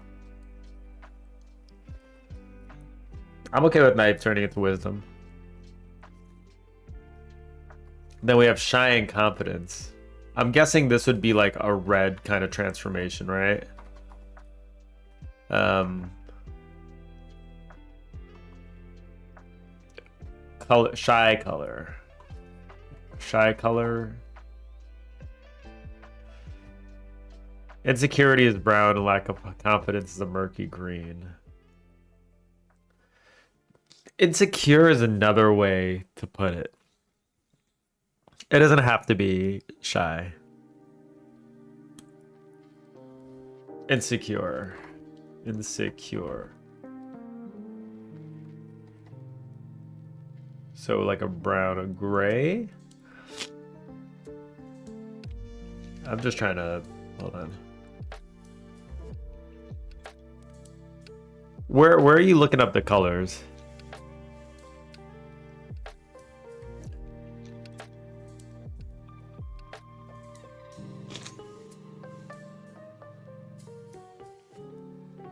Aura colors? Okay, aura colors. Oh, I see.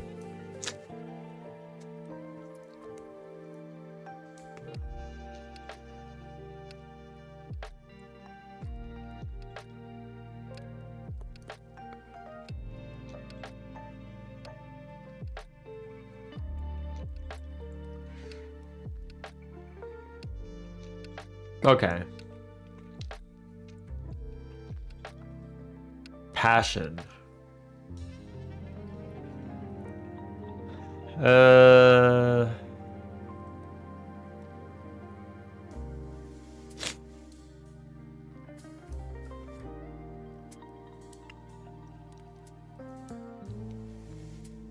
Where are the negative ones?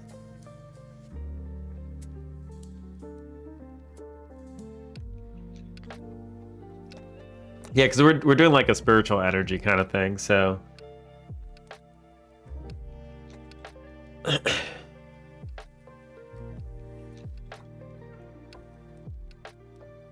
You had them post in the Discord a bit ago? Okay. So I'm kind of thinking, like, through progression, these colors will probably change, right?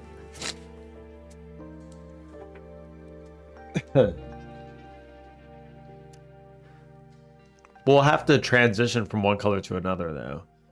So from like a pink to an indigo, that's a closer transition than probably a yellow to a blue. What do you think would be a better color here for the and the scope of things? Like these, she'll probably move from black to white too for this one. Black to white.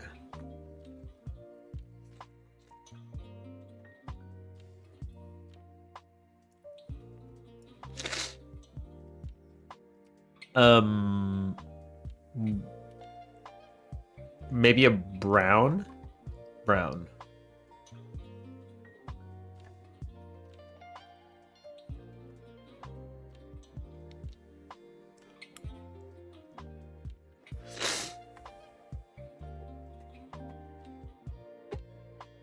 Yellow is considered positive, so I would change that. Do you know what color would be a good replacement for it? Ideally, a color closer to blue.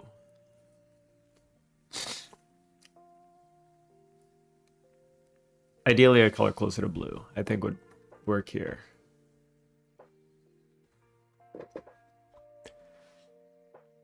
Not super important, though. We'll figure that out as we go.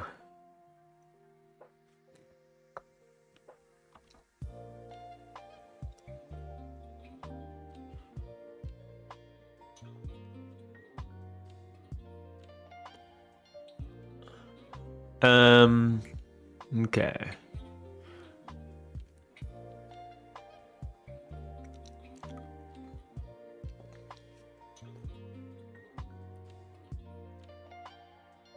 Okay, so this can be a turn-based battle. And in the turn-based battle, we would have an encounter, which is what we're fighting. We'll have the character. Would there be any external elements? I don't know. Oops.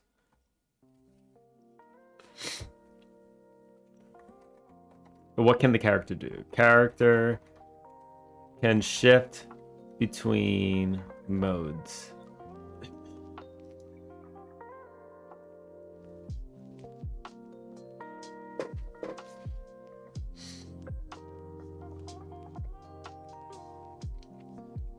More like murky yellow green. Okay.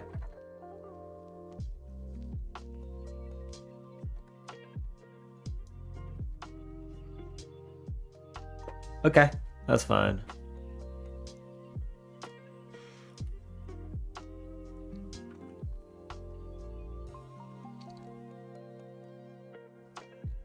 Maybe not black here too. Maybe we have to be like gray or something. That'd be a closer transition to a white. Or maybe black is fine.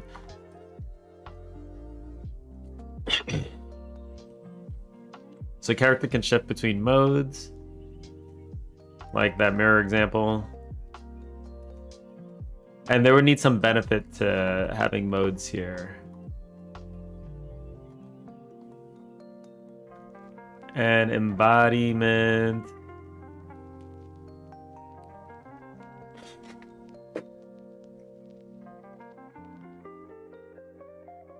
Of internal conflict. Could be whoever issues she is working through together or her own. We could focus on the self first. So if she was working on her own issues,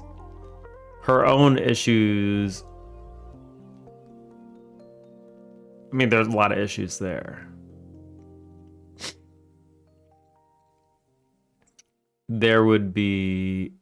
She's essentially fighting against the embodiment of these kind of things. Insecure. She'd be fighting against insecurity, fighting against naivety, fighting against anxiousness. This would be like character arc kind of things.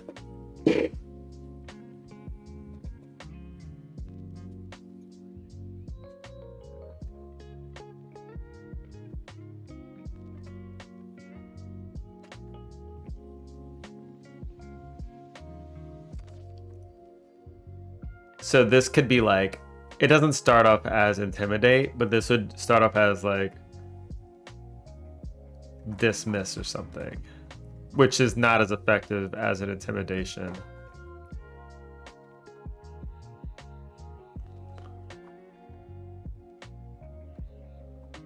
Maybe look the other way. Dismiss. Dismiss. Intimidate.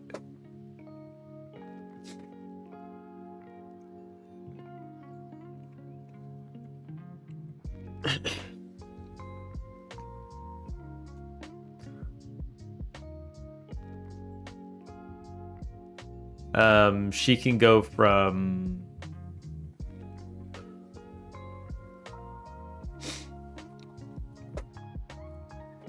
I don't know.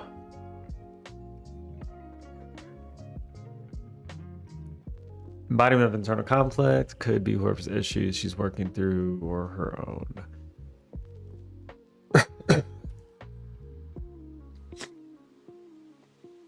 So let's say she was battling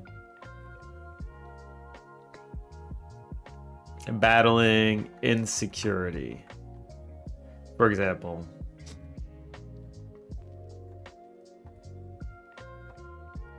Let me just, oops. Example would be insecurity. So what would this look like? She'd be battling insecurity. Insecurity.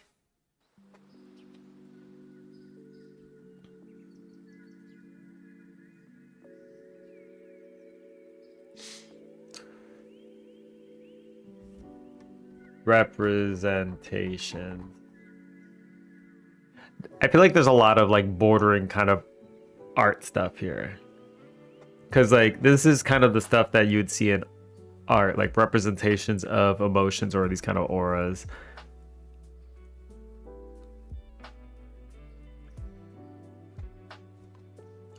In art.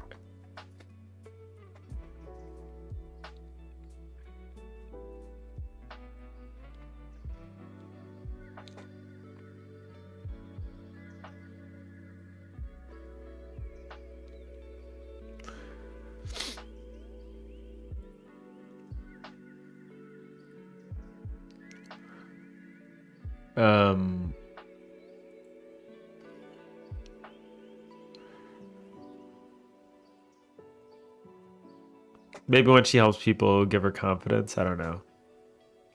I think insecurity would be a representation of something like imperfect, right? So something that could be beautiful, but has some kind of blemish.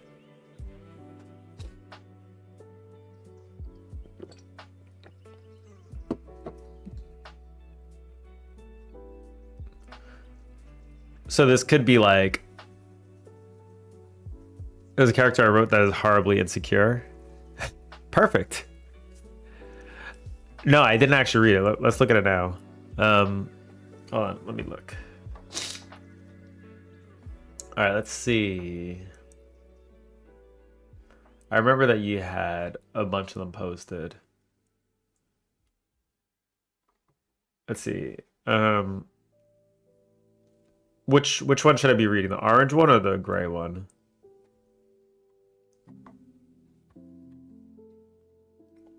Charlotte? All right. Where's Charlotte?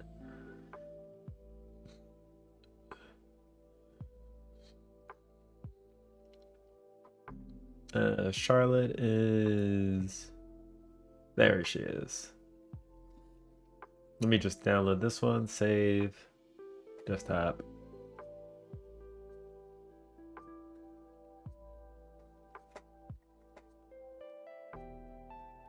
Car props. Okay. Boom. Save image. Okay. Let's pull this up.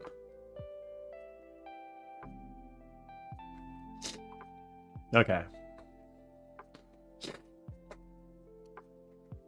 Gray is what they're dealing with. Orange is the dream scenario. Got it.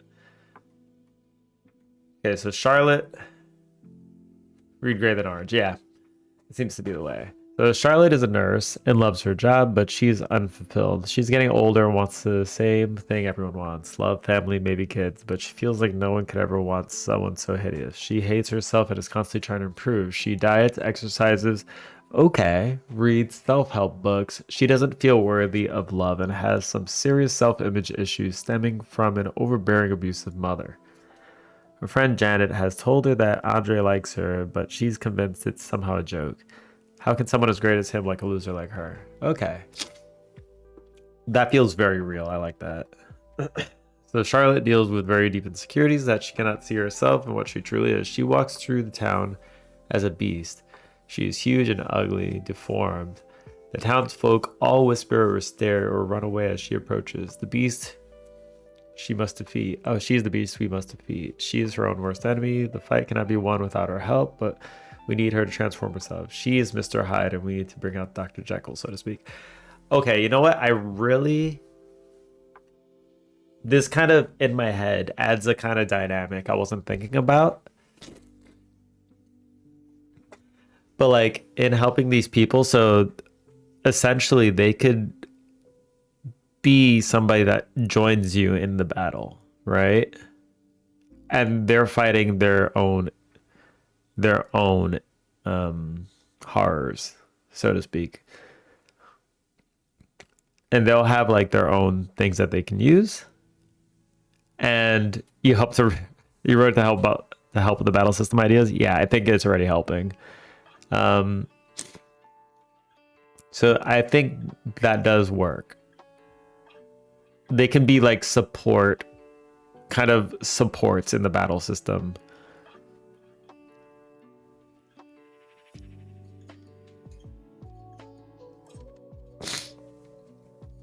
So there could be some kind of support mechanic where the main character will have the things that she does, but she probably won't be able to get through a fight without the support from the background character. So, for instance, like this, she'll have a neutral state that she could go in, but the characters she's with will add some kind of extra support dynamic there. You should read them all. They're all kind of different and might inspire different things. Yeah, I'm certain because I just read one and that was already, it feels like it just kind of already opened something. Wait, hold on. Let me, I'll write down what I'm thinking.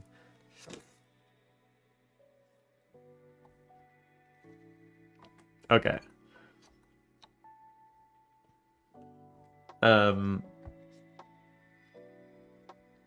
People who are being helped can be support pillars in the battle.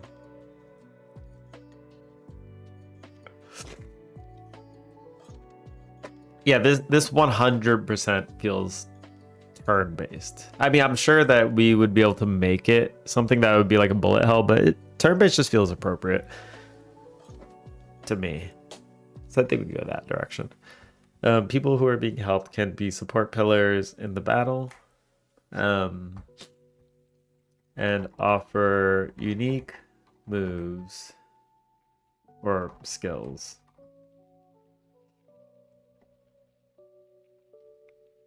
that would be otherwise unavailable and required to progress.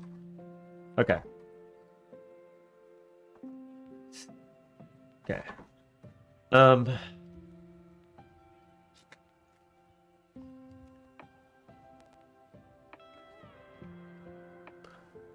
So I could go through this page. I didn't download the other ones. I would have to download the other ones as well. Let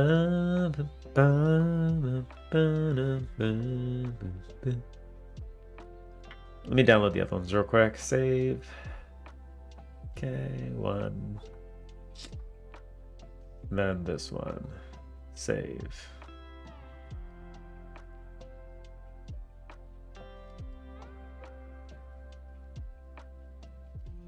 Okay.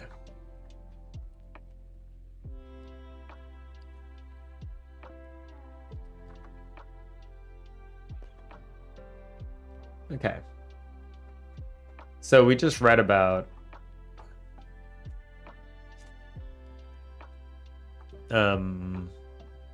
hold on. So this one mentioned Andre. Andre's here.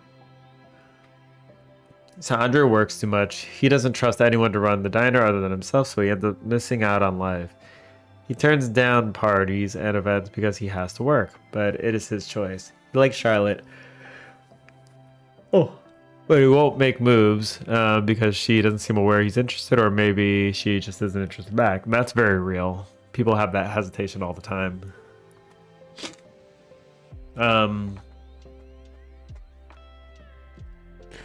He's tired and overworked, but won't let anyone help. And he runs the diner, it says? Yeah, diner. Okay. Andre's overworked and missing out on life. You find him as a bee buzzing around the diner. He's busy as a bee. His workers are also bees, and you disturb any of them and get mad and they attack as a swarm. That's actually really cool. I like that.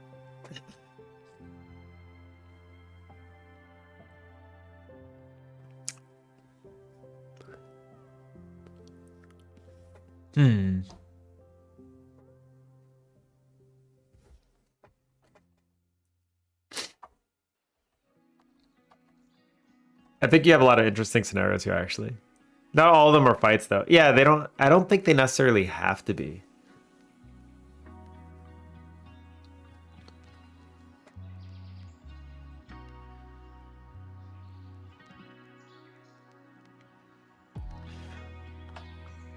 Alex pines. Let's read from the beginning. Alex pines away for Brittany and takes all the abuse she dishes out. He's a pushover and doesn't have the confidence to believe he deserves better. He has liked her for so long. Who cares if she's mean to him? At least she's talking to him, right? He doesn't have a good example of a healthy relationship, so he doesn't realize he's being abused. Ooh. Alex letting people walk all over him, so we see him in the dream. He's being stepped on by huge feet. Yeah, these don't all necessarily have to be like battles. But I mean, they could have some kind of sequence at the end, I would imagine. That's like them confronting their issue directly.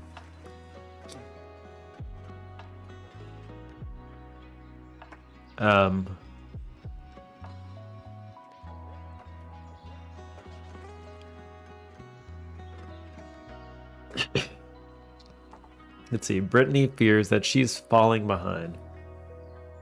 Not all of them are fights, though. Yeah, no, 100%. Yeah.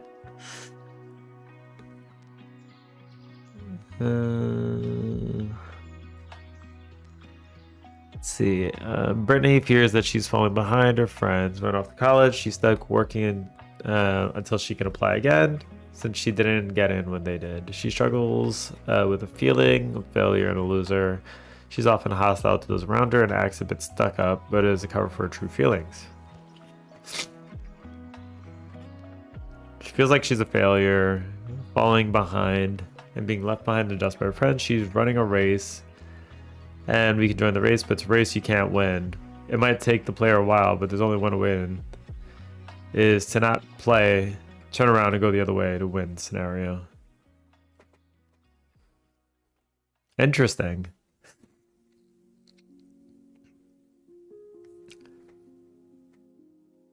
So these do feel like they could all be like mini stories, which is pretty cool. And you already kind of like set the stage for them as well. Let's keep going. Wayne is the widower. He misses his wife a lot and spends time working in the bait shop or on his houseboat. He's isolated himself to avoid making new connections, but the truth is he's afraid of losing his daughter, the only human connection he has. Getting the Wayne through his isolation is not going to be easy. He puts up obstacle after obstacle for you to break through.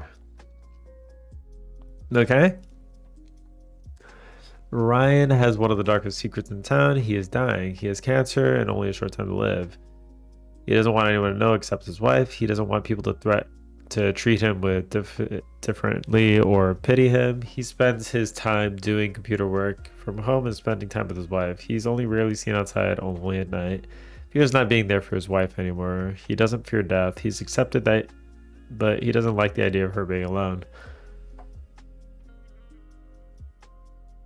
For a long time, Ryan's aura can be seen from a distance, but you do not have access to his house, but you cannot seem to help him.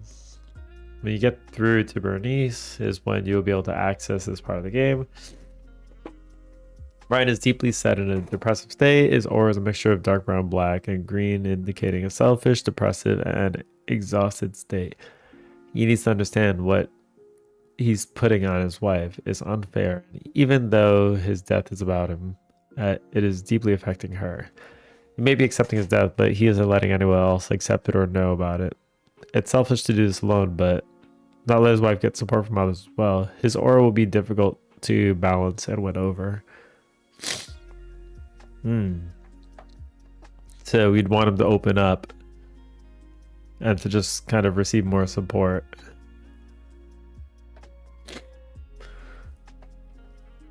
Bernice seems very happy on the outside, but she has a deep secret pain. Her husband is dying and she doesn't want anyone to know. She alone bears the burden of his knowledge. She wants to confide in someone that feels so scared alone facing his death.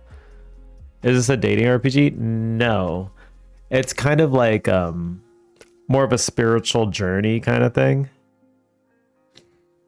And it is like a mystery kind of game because like there's some backstory that you don't know much about. Like there's like some missing information about the main character from like their early life, and it's kind of like a journey to discover like how to beat their problems, and along the way like there are other people that have their own problems that you kind of work through.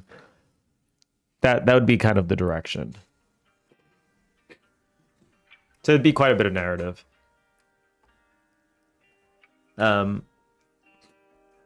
Let's see.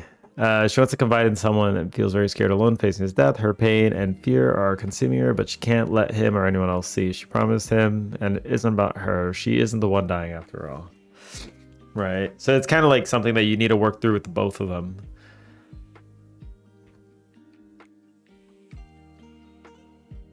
Bernice can be found alone, sobbing. You try to talk to her. She has no voice. Help her find her voice. Spoilers, her husband has it. She cannot tell you what is wrong, but you know there is something deep in the dark going. You need to help her. This has to be investigated further in the real world to progress. Right.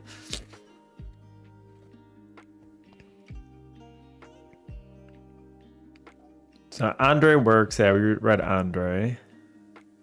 Harriet worked hard to get to where she is as a single mother. She has a bad history with abusive men in her life, and this new man is from out of town, and she is hesitant to let him in to her and her son's life. She has been hurt too many times and fears trusting again, but she doesn't trust. She may lose out on a good thing. She is so mistrusting that from the past that she cannot see you are trying to help her. She is horribly suspicious of you, and everything you say is wrong. Her paranoia grows as you talk to her, and she literally unravels to reveal her deep, dark paranoia demon. You must fight it with logic. Ooh, a logic battle. I like that too. So Taylor is a huge flirt and seems very confident in herself. She's always well put together and runs the general store with an amazing work ethic. She works very hard and tries to help everyone that she can. She's well-meaning, but sometimes rubs people the wrong way with her lack of tact. What people don't see is that she can't sleep without alcohol. She drinks herself to sleep every night, and sometimes starts as early as the afternoon. She had a rough upbringing and doesn't know how to deal with those residual feelings she's been suppressing for years, but the more she drinks, the more she needs drinks. She takes the hair of the dog. Okay, you find her floating on a small floating device in the vast sea. She's alone and struggling. It turns out the floating device is an alcohol bottle. She clings to it for dear life. You tell her to let go, and she says if she let go, she'll drown. You have to convince her to save her. That's actually a really, really interesting scenario. It's just the perception that she'll drown.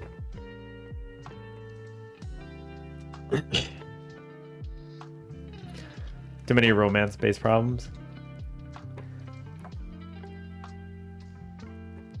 Yeah, a few is probably fine. Romance is always drama, right? Ken is in love with his best friend's sister. He's afraid to let his feelings be known because he is not a risk taker and doesn't want to jeopardize his friendship with Andre. What if he tells her and doesn't feel the same? He wants... Oh, it's a triangle. He wants her to be happy even if it isn't with him. Ken wants to play it safe. He can't just take risks for that. No, not a triangle? Oh. Oh, Janet. Janet is seen in danger. Okay.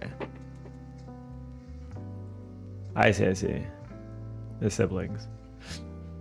Janet is seen in danger. He's putting every safety equipment he can find. You have to destroy the stuff before you can put it on. Each item gets to slow him down and puts her further in peril. Destroy the hard hat. He has to move the safety vest. Destroy that. He moves to the eye goggles. If you destroy all the safety obstacles, he has no choice but the saver with no safety devices. This might change. Yeah. That's fine. But this like what I kind of see here is like the opportunity for like a lot of these still work in a kind of like final confrontation kind of boss battle. Like you could absolutely do something turn-based where like you're trying to push somebody in a direction.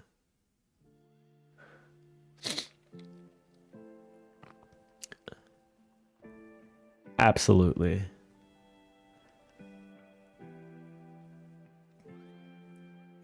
You just need to find the way forward. Like it could utilize, like the way that Undertale did it, right? Was that they had each monster has its kind of unique interactions. Essentially, you could do that as well with this, but it wouldn't be like a bullet hell. It would just be a turn-based kind of game.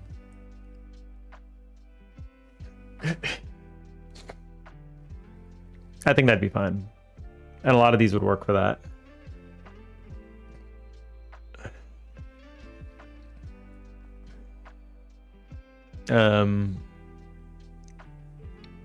Okay. Janelle appears to have her life together, great career, a son going to Ivy League school, friends and family that love her. She's unfulfilled. Why did she take this low-paying job in her old hometown? She could be working in the best hospitals in the city and her reputation. So why did she come back? Yeah, it's supposed to say Janelle. I was like, Janelle?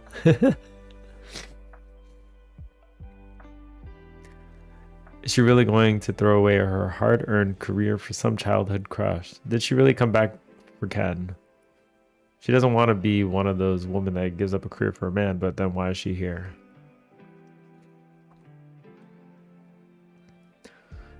Janet is afraid of giving up her career for love. She could be working anywhere, but she is now back in her hometown.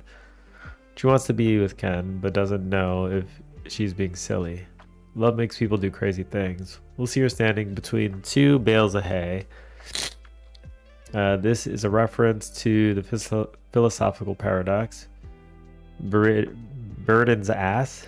It said that the donkey placed between two equal bales of hay will not be able to decide and will starve to death due to indecision. She is the donkey and her career and Ken are the bales of hay. Not sure how this will be resolved yet. I think it's an interesting thing though, because it's also very real. This is like a very real situation that happens. And she just needs that one last push to decide what she's really going to do. And you know what? I think this would be the kind of situation that could go two ways. Like, this could be like a branching path kind of thing where you can nudge her in one direction and she decides that she's going to leave for her career, or you can push her the other direction and she decides to stay and, you know, work things out with Ken. And that could absolutely be a kind of branching story kind of thing for these characters. No reason we can't have that. Evan has high aptitude for computer science and loves all things video games. His dad thinks it's a waste of time and doesn't understand his son's potential. How can he make his dad understand that his passion and understand? Wait, hold on. How can he make his dad understand that this is his passion and he doesn't want to take on the family business? He wants to follow his dreams, but doesn't want to disappoint his father. Okay. This one would be a bit obvious, but it's a classic. The fear of disappointing your parent by being yourself and following your dream. This can be represented by the kid taking a test and failing. Common theme, dreams for people to fear. So I think it'd be interesting to have them to have fight. The actual test somehow. I don't know. Right.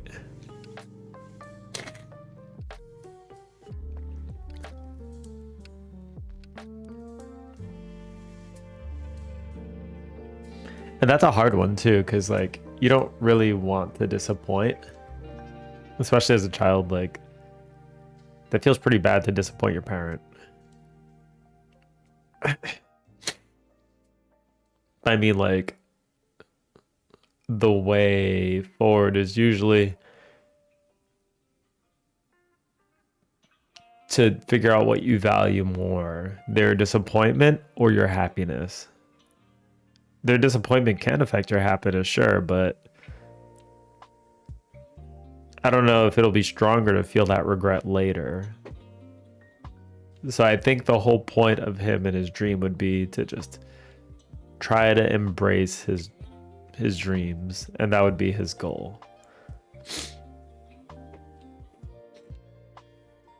That does make sense. Ishna wants to be taken seriously. She thinks about her future and wants to be independent and financially stable. She has goals and intends to meet them. Meanwhile, she's missing out on her youth. She doesn't realize that these years go by so fast, and she should enjoy her 20s and learn how to have fun and balance it with her emotions. What's the point of getting there if you don't enjoy the journey? Right. Let's read. She works so hard for her future, but she's missing out on the here and now. Her fear is being unprepared for the future. This can be represented literally chasing money. There will be flying bills of money, and she's trying to catch them. We got to help her catch them, or at least have fun while doing it.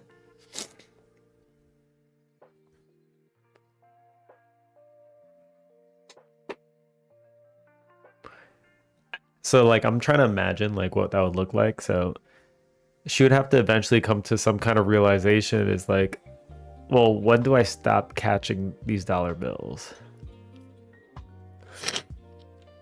It seems kind of fruitless to just be chasing them forever.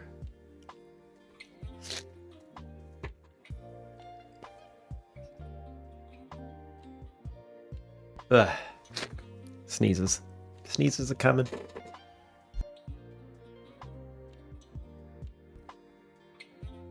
So I think I kind of have a idea for a battle system now, and this could be turn-based, so I could just kind of work on just making a generalized turn-based system. Ooh, keep sneezing now. Allergies are coming. They're coming strong. If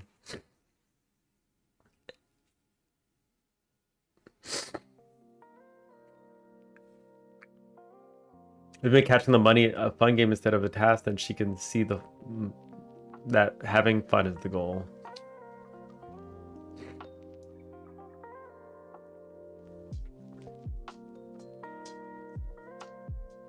Yeah. And imagine that, like, you can have just like dollars floating down from the sky.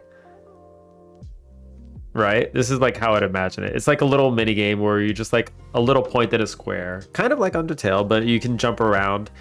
The dollar bills will be dropping down, dropping down, dropping down. You catch them, you get more and more dollar bills. Like it'll just be points. And then something else starts dropping down, but it's not dollar bills. It'll just be like something kind of ambiguous, but it gives you more points than the dollar bills give you.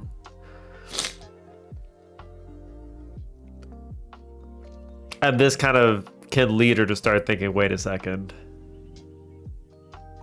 She's having a little smiley face or something. Yeah, sure. Like something like that would be fine.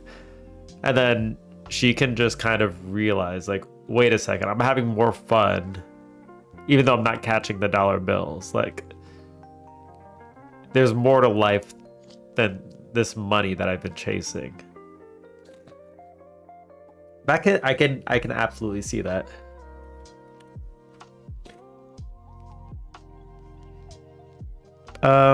Yeah, I think there could be some kind of hybrid system. So there would be some kind of turn-based thing that happens, but we'll mix in a mini game here and there. And I think that would make sense. Yeah.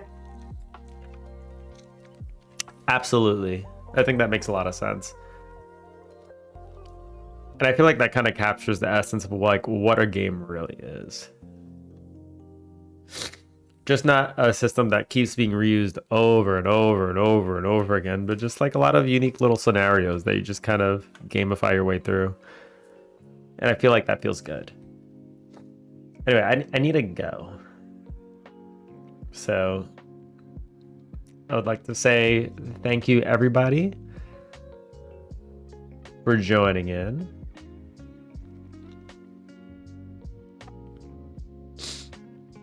It was a pleasure. I need to wait. Let me just slap us on a new window. Thank you, Node. No, thank you, nerd. Thank you, nerds. Pokemon Legend Z to A. Oh, this is Digimon. All right, no. Wait, what? What is this? This is Pokemon. I feel like we're getting somewhere. Yeah, I feel the same. I feel like we definitely need to get through like all these initial kind of setup things before we really start making something. And then we could really start rolling with something. Like, I feel like we're getting to a kind of startable area. More than doing like a screenplay or whatever, like that'll happen at some point. Just deciding like all the context for everything initially, I think is kind of the good way to approach it. I feel like we have a world to start building. You got a lot of art to get done anyways. Yeah, you definitely have a lot on your plate. Definitely. All right. Anyway, thank you all for joining in. It was a pleasure. I will be back tomorrow. Maybe we could